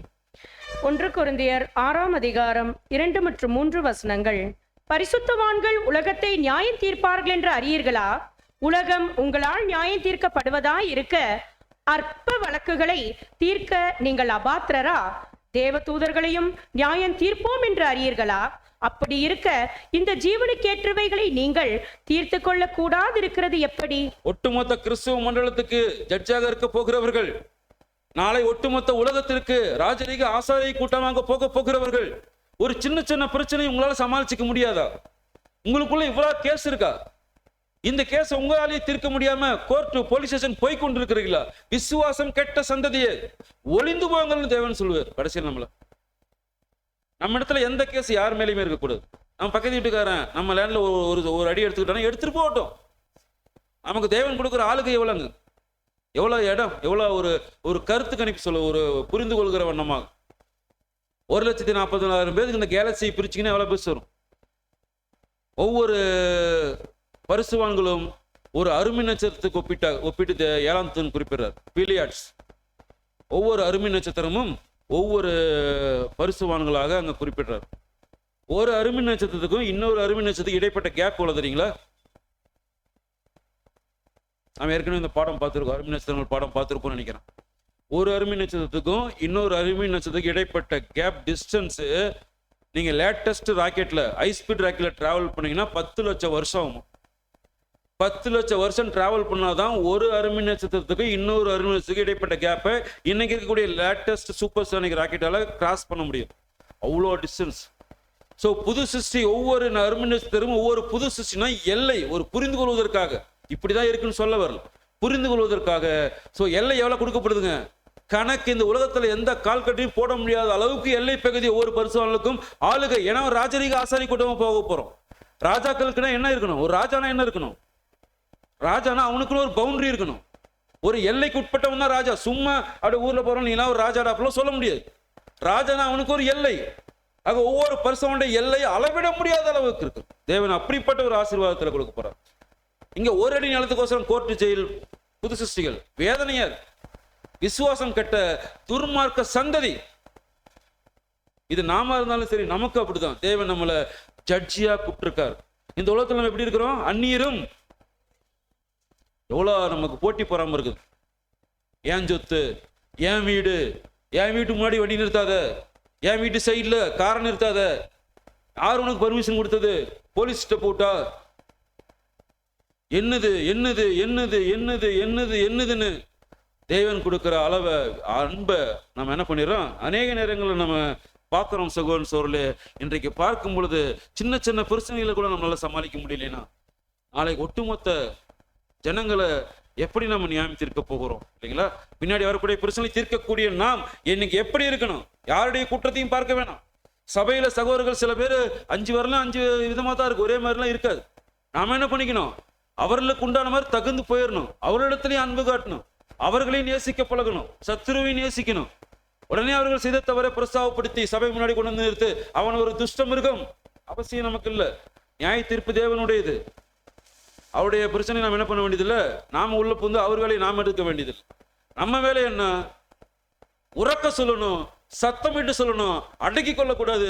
6 அருவருப்புகளை கிறிஸ்துவனுக்கு மத்தியில போய் சொல்லணும். என்ன செஞ்சாலும் பரவாயில்ல, கேட்டாலும் சரி கேட்கலனாலும் சரி, கலக விட்டார் அவர்கள். தேவன் நம்மளை ஜட்ஜா கூப்பிட்டுருக்கார், நம்ம நம்பிக்கை வைத்து கூப்பிட்டுருக்கிறார். அவங்க கல்லால் அடிச்சா தாங்கிறதுக்கு தகுதியா, ரெடியா இருக்கியா? தேவன் நம்மளை கேட்கிறார். அவங்க அசிங்கப்படுத்தினா 4 பேருக்கு முன்னாடி இவங்க தான் கள்ளத்து அந்தி கிறிஸ்து சாத்தான் கூட்டம் கத்துவாங்க 4 பேருக்கு முன்னாடி, நமக்கு அப்படியே ஒரு மாதிரி சேமா இருக்கும். வெட்கப்படாத ஊழியக்காரனாக அந்த இடத்துல நிக்கணும். அவர்கள் தான் எசேக்கியேலை கூப்பார். அவர்கள் தான் தேவன் நீதிபதியாக அந்த ஒரு ஸ்தானத்துல அமர் வைக்க போகிறாருங்கிறத பார்க்கிறோம். சகோன்னு சொல்லு தேவன் சொல்றார், ஆர்சி பெண்டிகாஸ் அவருடைய அருவருப்புகளை சுட்டிக்காட்டி அவர்களுக்கு சில நீதிபதியாக இருக்க மனதிருக்கா? உனக்கு உங்களுக்கு மனதிருக்கிறதா? ஏன்னா அவர்கள் செய்கிற அருவருப்பை சுட்டிக்காட்ட யாரும் இல்லை இங்க. அவர்கள் செய்வது சரி என்று சொல்லுகிற எத்தனையோ பலத்தியா இருக்கிறார்கள். அவர்கள் பேச்சு கேட்டுக்கிறாங்க. கள்ள தீர்க்கதரிசிகள் இன்றைக்கு தவளை மாதிரி கத்திட்டு இருக்கிறாங்க. அவருடைய அருவருப்பை சொல்ல உங்களை பிரித்தெடுத்த சந்ததியாக கூட்டு வந்து உட்கார வச்சிருக்கிறேன். எசேக்கியேல் வகுப்பாராக உங்களை பார்க்கிறேன். நீங்கள் தயாரா? பட்டயம் வரப்போகிறது. சமாதானம் இனி இல்லை. எந்திர சத்தம் இனி உன்னிடத்தில் கேட்கப்படுவதில்லை. எந்த தொழிலாளியும் உன்னிடத்தில் வேலை செய்யப்படுவதில்லை. கிறிஸ்துவனுடைய விளக்கு வெளிச்சம் இனி உனக்கு வரப்போறதில்லை. எந்த தீர்க்கதரிசியும் வரப்போகிறதில்லை. அழிவு சமீபம். மனம் திரும்ப மனதாக இருந்தால் சரீரமான சபையோடு வந்து சேரு. இல்லை என்றால் கலைகளால் ஒன்றாக கட்டப்பட்டு நெருப்பில் சுட்டரிக்கப்படுவீர்கள். உறக்கமாக சத்தமிட்டு சொல்லக்கூடிய நீதிபதியாக எசேக்கியேல் வகுப்பாராக இன்று நாம் இருக்கிறோமா? தைரியம் வரணும். ஏன் தைரியம் வரும் நமக்கு? கூப்பிட்டவர் யாருங்க? சர்வ சிருஷ்டிக்கும் எஜமானவர். அவருக்கு நிகரானவர் இந்த உலகத்தில் ஒருவருமே இல்லை. அப்படிப்பட்ட ஒரு எஜமானர் நம்மளை கூப்பிட்டு இந்த வேலை சொல்றாரு. என்ன பண்ணக்கூடாது? நம்ம கொஞ்சம் கூட பயந்துடக்கூடாதுங்கிறத பார்க்கிறோம். சகோதரன் சோழர்களே, நாம சொல்லுகிறதை விட சொல்லுகிறோம். நம்மளை விட சொல்ல சொன்னவர் வல்லமையில் பெருத்தவர். என்னன்னாலும் பண்ணுவார். ஒருவேளை அடி விழுவுது அப்படின்னா அவர் அனுமதி கொடுக்கிறாருன்னு அர்த்தம். ஆக புரிந்து கொண்டவர்களாக பார்க்கிறோம். சகோதரன் சோழர்களே, சத்தமிட்டு அடக்கிக் கொள்ளாமல் கூப்பிடுவர்களாக பார்க்கணும். நம்முடைய ஆண்டவர் இயேசு கிறிஸ்து அருகில் வந்த பொழுது சாந்தமே உருவானவராக இருந்தார். அடிக்கப்பட்ட ஆட்டுக்குட்டி போல இருந்தார். வாய் திறவாது இருந்தார். நிறைய விஷயங்கள் நாம் பார்க்கிறோம். ஆனா தப்பு செய்தவரிடத்துல அமைதியா போயிட்டாரா? பரிசேயர் சதுசேயருக்கு பயந்து அவர்களுக்கு கொடுக்க வேண்டிய எச்சரிப்பை கொடுக்காமல் விட்டாரா? மத்தேயு 23ஆம் அதிகாரம் 13 இருந்து வாசிங்க. மத்தேயு 23ஆம் அதிகாரம் வசனம் 13 முதல். மாயக்காரராகிய வேத பாரகரே பரிசேயரே, உங்களுக்கு ஐயோ! மனுஷர் பிரவேசியாதபடி பரலோக ராஜ்யத்தை பூட்டி போடுகிறீர்கள். நீங்கள் அதில் பிரவேசிக்கிறதும் இல்லை, பிரவேசிக்க போகிறவர்களை பிரவேசிக்க விடுகிறதும் இல்லை. கிறிஸ்தவர்களை வழிநடத்துவர்கள்ட்ட போயிட்டு நாம் இந்த அதிகாரம் முழுவதும் பார்த்தீங்கன்னா மாயக்காரனு அப்படி இப்படின்னு நிறைய விஷயங்கள், அவர்களை கடிந்து கொள்கிற வார்த்தைகள், வெள்ளையடிக்கப்பட்ட கல்லறைகள், குருடர்கள், குருட்டு தலைவர்கள், அநேக வார்த்தைகள் அங்கே பயன்படுத்துகிறத பார்க்கிறோம். சகோதரன் சோர்களே, ஆக பரலோக வழி நீங்களும் போறதில்ல, உங்களை நம்பி வரவங்களையும் போக விடுகிறதில்ல. 7 கடல் தாண்டி 7 மலை தாண்டி நீங்க கூட்டு வரீங்க, உங்களுடைய ஆக்கிடுறீங்க. ஆனா உங்களோட ஆக்கின பிறகு ரட்டிப்பு அந்த ஒரு மரணத்தை என்ன பண்ணிடுறீங்க? கொண்டு வந்து கொடுத்துடுறீங்க அப்படின்றாங்க சொல்லுவதை பார்க்குறோம் இல்லைங்களா? ஆக வழிகாட்டுபவர்களுக்கு கண்ணெல்லாம் தெரியணும். குருட்டு தலைவர்கள் வழி நடத்தினா பின்னாடி வரக்கூடிய ஆடுகள் என்ன பண்ணும்? குழியில தான் போய் விழும். ஆக அவர்களுக்கு எச்சரிப்பு கொடுக்க வேண்டியது அவசியம். நம்மை அனுப்பின பிதாவாகிய தேவன் வல்லமை உள்ளவர். நமக்கு முன்பாக போகிற நம்முடைய மூத்த சகோதரன் கிறிஸ்து வல்லமை உள்ளவர் இல்லைங்களா? ஆக அவருக்கு பின்பாக அவருடைய அடிச்சுவடை பின்பற்றி செல்லக்கூடிய நாம் எப்படி இருக்கணும் இல்லைங்களா? சோ சேவான் எப்படிப்பட்ட ஒரு ஸ்டேட்மெண்ட் கொடுத்தார் அவங்களை குறிச்சு? ஒரு தைரியமாக உறக்க சத்தமிட்டு அடக்கி கொள்ளாமல் எப்படி பேசிட்டார்? அப்போஸ்தலர் 7ஆம் அதிகாரம் 51 இருந்து வாசிங்க. அப்போஸ்தலர் 7ஆம் அதிகாரம் வசனம் 51 முதல். வணங்கா கழுத்துள்ளவர்களே, இருதயத்திலும் செவிகளிலும் விருத்த சேதனம் பெறாதவர்களே, உங்கள் பிதாக்களைப் போல நீங்களும் பரிசுத்த ஆவிக்கு எப்பொழுதும் எதிர்த்து நிற்கிறீர்கள். தீர்க்கதரிசிகளில் யாரை உங்கள் பிதாக்கள் துன்பப்படுத்தாமல் இருந்தார்கள்? நீதிபரருடைய வருகையை முன் அறிவித்தவர்களையும் அவர்கள் கொலை செய்தார்கள். எப்படி தைரியமா பேசுறாரு பாரு, எவ்வளவு தைரியமாக. நியாயப்பிரமாணத்தை கைகொள்ளாமல் போனீர்கள். உடனடியா அவங்க அப்படியே பல்ல கடிச்சு மூர்க்கமா இல்லைங்களா என்ன பண்ணிட்டாங்க, கல்லெடுத்து அடிக்க ஆரம்பிச்சாங்க. இவ்வளவு தைரியம் எப்படி வந்துச்சு ஸ்தேவானுக்கு? ஏன் வந்துச்சு இவ்வளவு தைரியம் ஸ்தேவானுக்கு? வர காரணம் நிறைய காரணங்கள் இருக்கு. ஆனா இந்த சப்ஜெக்டுக்கு, இந்த இடத்துக்கு சரியான பொருந்தி வரக்கூடிய விஷயம் என்னன்னா, மரிக்க போறாங்கிறது தெரிஞ்சு போச்சு. மரணம் சமீபம் புரிஞ்சிட்டார். அதனால சாட்சியா என்ன பண்ணிட்டார், பேசிட்டார். இன்றைக்கு நாம் எதுக்கு வந்திருக்கிறோம்? பரிசுத்தமுள்ள ஜீவ பலியாக சரீரத்தை எரிக்க சாக வந்திருக்கிறோம். சாகுறோம் என்று தெரிந்தே சபைக்குள்ளாக, சத்தியத்திற்குள்ளாக ஞானஸ்நானம் பெற்று வந்திருக்கிறோம். கரெக்டுங்களா? இல்லை இங்க வந்து செட்டில் ஆகி நல்ல ராஜபோக வாழ்க்கை வாழலான்னு உடன்படிக்கை எடுத்தாரா வந்திருக்கிறீங்களா?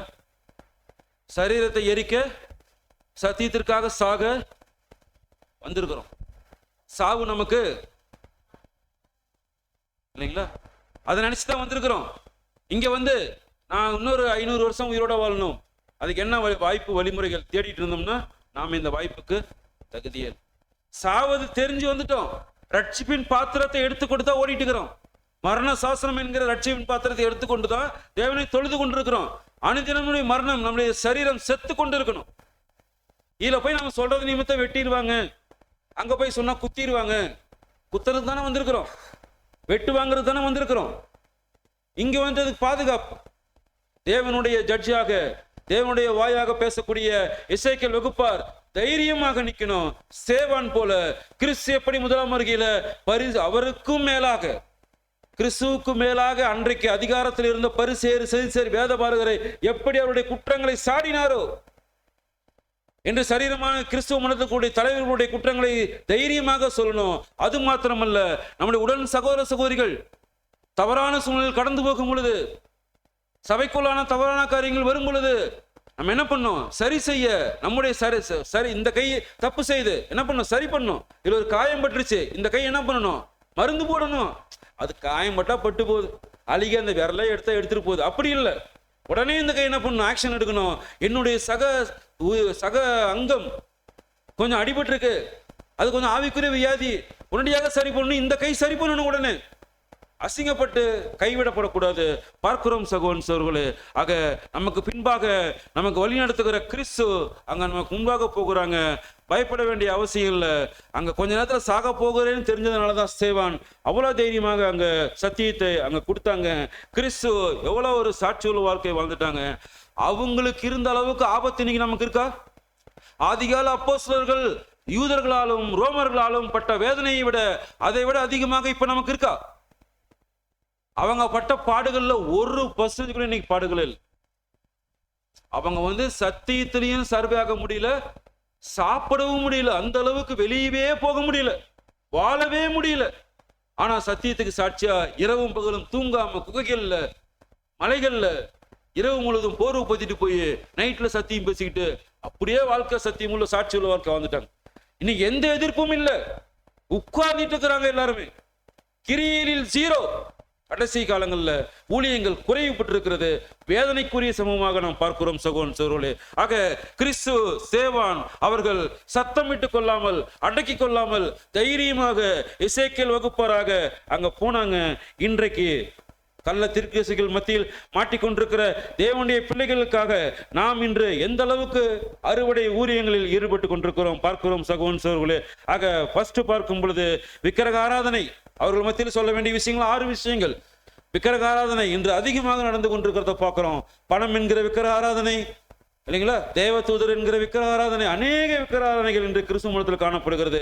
2வது குற்றமற்ற ரத்தத்தை சிந்துகிற விஷயங்கள், குழந்தைக்கு ஞானஸ்நானம் கொடுக்கிறது இல்லைங்களா.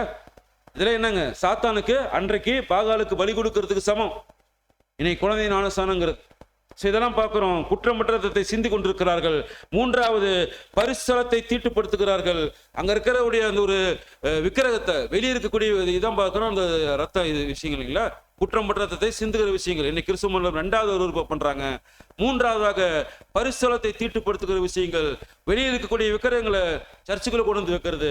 சர்ச்சுக்குள்ள பைபிளே கொண்டு வரது கிடையாது, பைபிளை கொண்டு வந்தா திறக்கிறது கிடையாது. இன்றைக்கு வேதமானவர்கள் மத்தியில டெக்னாலஜி பெரிய ஒரு பயன்பாடாக வந்துருச்சு இல்லைங்களா? டேப்லெட்டா இருக்கலாம், சிஸ்டமா இருக்கலாம், இல்ல செல்போனா இருக்கலாம். இவைகள் எல்லாமே நமக்கு வேதத்தை ஆராய்ச்சி பண்ணுவதற்காக, சில விளக்கங்களை எடுப்பதற்காக, சகோதரோடு பகிர்ந்து கொள்வதற்காக நம்ம என்ன பண்ணிக்கலாம்னா அதை பயன்படுத்தி கொள்ளலாம். ஆனால் ஆலயத்தில் வரும் பொழுது நமது பட்டயத்தை எடுத்துட்டு வரும். பட்டயத்தை துலக்கப்பட்ட பட்டயமாக இல்லைங்களா, மின்ன தகுந்ததாக, பார்ப்பதற்கு பலன்னு பாய்ந்தவுடனே இரண்டாக வெட்டுகிற அளவுக்கு பயிற்சி பெற்றவர்களாக வேதம் கையில பைபிள் இருக்கும். பைபிளை நீங்க வசனத்தை அண்டர்லைன் பண்ணி மார்க் பண்ணி அந்த பக்கத்துல அதனுடைய ஈவென்ட்ஸ் எழுதி வைக்கிற மாதிரி செல்லுலையும் எதுலையுமே பண்ணவே முடியாது. கை பழக்கம் மாதிரி செல்லில் நீங்க கொண்டே வர முடியாது. அது இறக்கி ஏதோ ஒரு பேட்டரி டவுன், ஏதோ ஒரு ஸ்கிராப் கண்டிஷன் வைரஸ் ஆயிடுச்சுன்னா எல்லாமே டெலிட் ஆயிரும். கையில இந்த பைபிள் தான் இருபுறமும் கருக்குள்ள பட்டயம். இது கொண்டு வராம அந்த செல்லுல வசனம் வாசிக்கிறது, இதெல்லாம் என்னன்னா உலக பிரகாரமான காரியங்கள். அந்த பட்டயம் அவர்களுக்கு ஒரு ஆபத்து வரும் பொழுது பழக்கப்பட்ட பட்டயமாக இருக்கவே இருக்காது. ஒரு பேர் சபை சகோதரர்கள் ஒரு வழக்காட வராங்க, நீங்க பேசுறது தவறு, நான் சரியா சொல்றேன் வாங்கும்போது நாம் அந்த வசனத்துக்கு ரெஃபரன்ஸ் எழுதி வச்சிருப்போம். அந்த வசனம் எங்கெங்க இருக்குன்னு எழுதி வச்சிருப்போம். ஒரு வசனத்தை பிடிச்சோம்னா போதும், தொடர்ச்சியா பைபிள் எடுத்து பேசிடலாம். செல்லுல பண்ண முடியாது. ஆக பயிற்சி இல்லாம என்ன பண்ண முடியாதுன்னா எதுவுமே பண்ண முடியாது. எலக்ட்ரானிக்ஸ் டிவைஸை வச்சுட்டு பயிற்சி எடுக்கவே முடியாது. ஆக இதெல்லாம் நம்ம செய்யக்கூடிய மிகப்பெரிய தவறுகள். இன்றைக்கு இந்த கிறிஸ்துவ மண்டலங்கள் பார்க்கிறோம், அந்த ஒரு பரிசுத்த ஆலயத்துக்குள்ளாக அங்க அவர்கள் என்ன பண்றாங்கன்னா எதை கொண்டு வருதுன்னு தெரியாம பிசினஸ் பண்ணிருக்காங்க, பைபிளே கொண்டு போறதில்ல. அடுத்து ஓய்வு நாளை பரிசுத்த குலைச்சலாக்குற விஷயங்கள் பார்க்கும் பொழுது சபைகள்ல சுமைகளோடு வருகிறார்கள். சபைகளில் சுமைகளோடு சர்ச்சைக்கு வரது எதுக்கு தெரியுங்களா? அவங்களுடைய பிஸ்னஸ் டெவலப் பண்ணுறது. கிறிஸ்துவ மண்டலத்தில் சொல்கிறோம், நம்மது எங்கேயும் நடக்குது இல்லைன்னா சொல்ல முடியாது. ஆனால் அதிக அளவில் கிறிஸ்துவ மண்டலத்தில் அந்த சபையார் சர்ச்சைக்கு வரும்போது என்ன பண்ணுவாங்கன்னா அவங்களுடைய பிஸ்னஸ் டெவலப் பண்ணிக்குவாங்க. உதாரணத்துக்கு சொல்லணும்னா இந்த கர்நாடகா பகுதியிலேருந்து ஒரு டீம் வரும்னு நினைக்கிறேன், அவங்க பேர் சரியாக தெரியல. ஹஸ்பண்ட் ஒய்ஃப் 2 பேருமே வருவாங்க. அவங்க ஒரு பெரிய ஸ்டேஜில் போட்டாங்கன்னா ஸ்டேஜுக்கு பின்னாடி ஒரு பேக்கரியே இருக்குது. ஒரு 2 லட்சம் கேக் சேல்ஸ் பண்ணிடுவாங்க. அவங்க கேக்கு கம்பெனி வச்சிருக்கிறாங்க. அவங்க பேர் சரியா தெரியல, நான் வாங்கி சாப்பிட்டுருக்கிறேன் அந்த காலத்தில் இருக்கும்போது. அது நம்ம ஊர்லேயே விற்குது. அந்த கேக்கு, அந்த டீ கேக்கு நம்ம ஊர்லேயே விற்குது. 50 ரூபா 20 ரூபா தான். அது 100 ரூபா. ஆசீர்வதிக்கப்பட்ட கேக் ஏமாத்தி சபைக்குள்ளாக பிஸ்னஸ் பரிசுத்த அங்க ஆலயத்தை தீட்டுப்படுத்த பரிசுத்த குலைச்சலாக்குற விஷயங்கள் இன்றைக்கு கிறிஸ்துவ மண்டலத்துக்குள்ள இந்த பிசினஸ் கொடி கட்டி பறந்து கொண்டிருக்கிறத பார்க்கிறோம். கிறிஸ்து அடிச்சு துரத்தினார், தேவனுடைய வீட்டை கல்வர் குகையாக்குகிறீர்களே. இன்றைக்கு அது அங்க தண்ணி ஊற்றி நல்லா வளர்க்கறத பார்க்கிறோம் சகோதரன் சொல்லு. இதை நம்ம சொல்ல வேண்டியது கட்டாயமாக இருக்கு. இது ஃபாதர் பிசினஸ். தேவனுடைய ஆலயங்கிறது அவருடைய பிசினஸ். ஆவிக்குரிய காரியங்கள் விற்குதல் வாங்குதல் நடக்கணுமே தவிர உலகத்துக்குரிய காரியங்கள் விற்குதல் வாங்குதல் தேவனுடைய சபைக்குள்ளாக நடக்கக்கூடாது. சத்தியத்தை கொடுக்கணும், சத்தியத்தை வாங்கணும். அப்பாவுடைய வேலையை செய்துதான் சபைக்குள்ள வருவதை பார்க்கிறோம் சகோதரன் சோர்களே. ரசல் அவங்க 6வது வால்யூம்ல ஒரு கேள்வி கேட்டிருக்காங்க அவர்கிட்ட, கடன் வாங்கலாமா வேண்டாமா. புது சிஸ்டம் புலவ கடமைகள்ல அவனுடைய விளக்கங்கள் இருக்கு. என்ன சொல்லலாம்? கடன் வாங்கலாமா வேணாமா?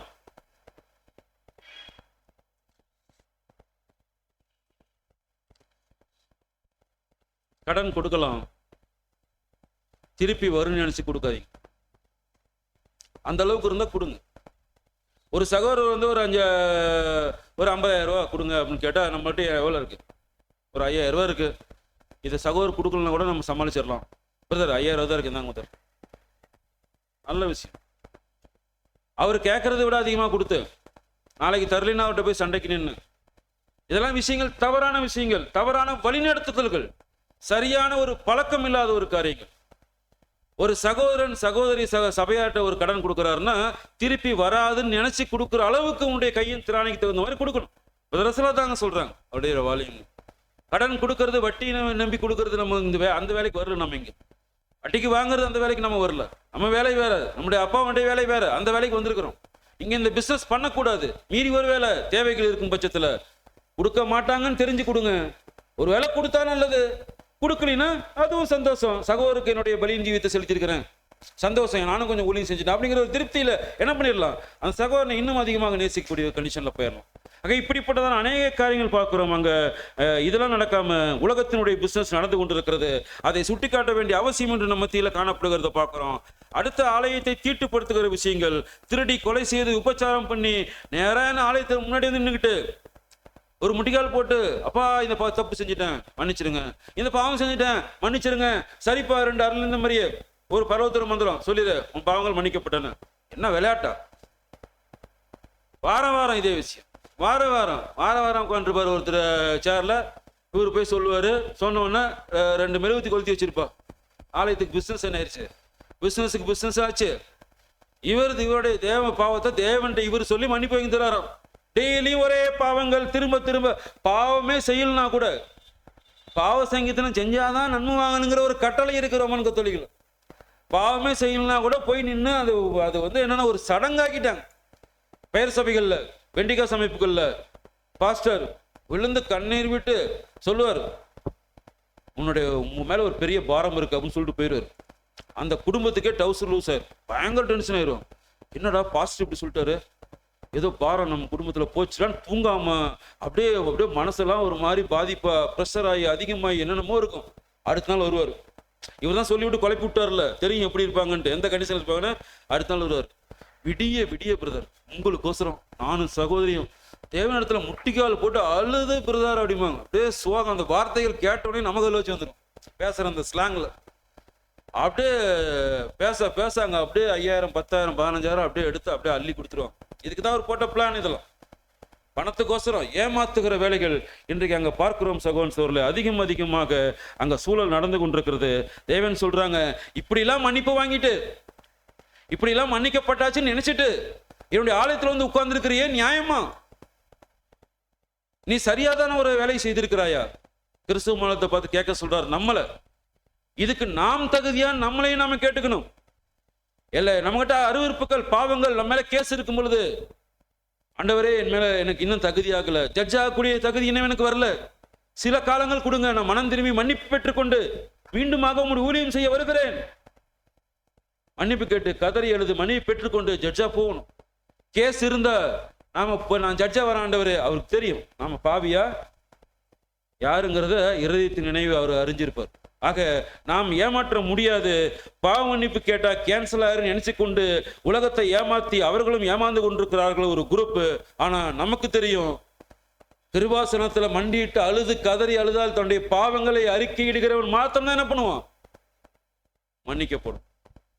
நான் பாவமே சரி, என்ன பாவம் செஞ்சிட்டான் அப்படின்னு இங்க சொல்லிக்கலாம் தேவன்ட்ட. ஏன்னா எல்லாருடைய பாவங்களும் என்ன வருது, கட்டி பின்னாடி பத்திரமாக வைக்கப்பட்டிருக்கிறது. நியாய தீர்ப்பு நாள்ல எண்ணப்படும். அவன் செய்த நன்மையானாலும் சரி, அவன் செய்த தீமையானாலும் சரி, வெளிச்சத்துக்குள் கொண்டு வரப்படும் பொழுது நம்ம அதிகப்படியான பாவங்கள் செய்திருந்தா நமக்கு அழிவு நிச்சயம். அதிகப்படியான நன்மைகள் செய்திருந்தா நாம் அவருடைய சமூகத்துக்குள்ள கடந்து கொள்ளாங்கிறத பார்க்கிறோம் சகோதரன் சகோதரிகளே. ஆக இன்றைக்கு தேவன் சொல்றாங்க, என்னுடைய பிள்ளைகள் தப்பு செய்யறாங்க, எனக்கு தப்பாவே படல, எனக்கு தெரியாதுன்னு நினைச்சிட்டு பண்றாங்க, அவர்கள் தப்பு செய்கிறார்கள், எனக்கு தப்பா படல, அவர்கள் மீண்டுமாக என் பிள்ளைகளாக வேண்டும். என்னை விட்டு பிரிந்து போனவர்கள் என்னிடத்தில் வர வேண்டும். அவர்களுக்காக அன்பு செலுத்த உலகத்தில் யாரும் இல்லை என்னை தவிர. எசேக்கியேல் வகுப்பாராகிய என் உடன்பிறப்புகளே, கேட்கிறார் தேவன், நீங்க போறீங்களா? அவரிடத்தில் அவருடைய அருவருப்பை தெரியப்படுத்துகிறீர்களா? அவர்களுக்கு ஒரு தீர்ப்பை கொடுக்கிறீர்களா?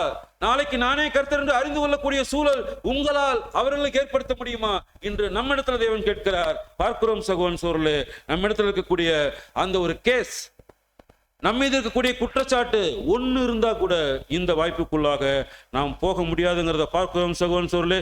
2 எஜமான கூலியும் செய்கிற எவனாலுமே இந்த ஜட்ஜ்மெண்ட் கூடிய ஜட்ஜுக்குரிய வாய்ப்புக்குள்ள வர முடியாது. ஒன்னு உலகத்தினை சாத்தான் கூட போயிடணும், இல்ல கிறிஸ்துவ நேசித்து உலகத்தை விட்டு பிரித்தெடுக்கப்பட்டவர்களாக கிறிஸ்துவத்துல வரணுங்கிறத பார்க்கிறோம் சகோதரன் சகோதரர்களே. 2 பேத்துக்கு வேலை செய்ய முடியாது, ஒழுங்கா செய்ய முடியாது, தேவனுக்கும் எகிப்துக்கும் ஊழியம் செய்ய முடியாதுங்கிறத பார்க்கிறோம் சகோதரன் சகோதரர்களே.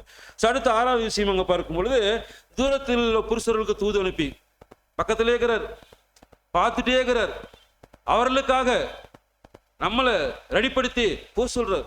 எசேக்கியேல் வகுப்பாரே போங்க, என் பிள்ளைகள் தப்பு செஞ்சுட்டுக்கிறாங்க, போய் மனம் திரும்ப சொல்லுங்க, பார்த்துட்டே இருக்கிறார். ஆனா அவர்கள் கிறிஸ்துவ மண்டலம் அங்க பார்க்கும் பொழுது உலக ராஜா கூட தொடர்பு வைக்கிறாங்க, தேவனை விட்டு விலகி போகிறார்கள், மதம் அரசியல் ஒன்றாக சேர்ந்து கொண்டு இருக்கிறது.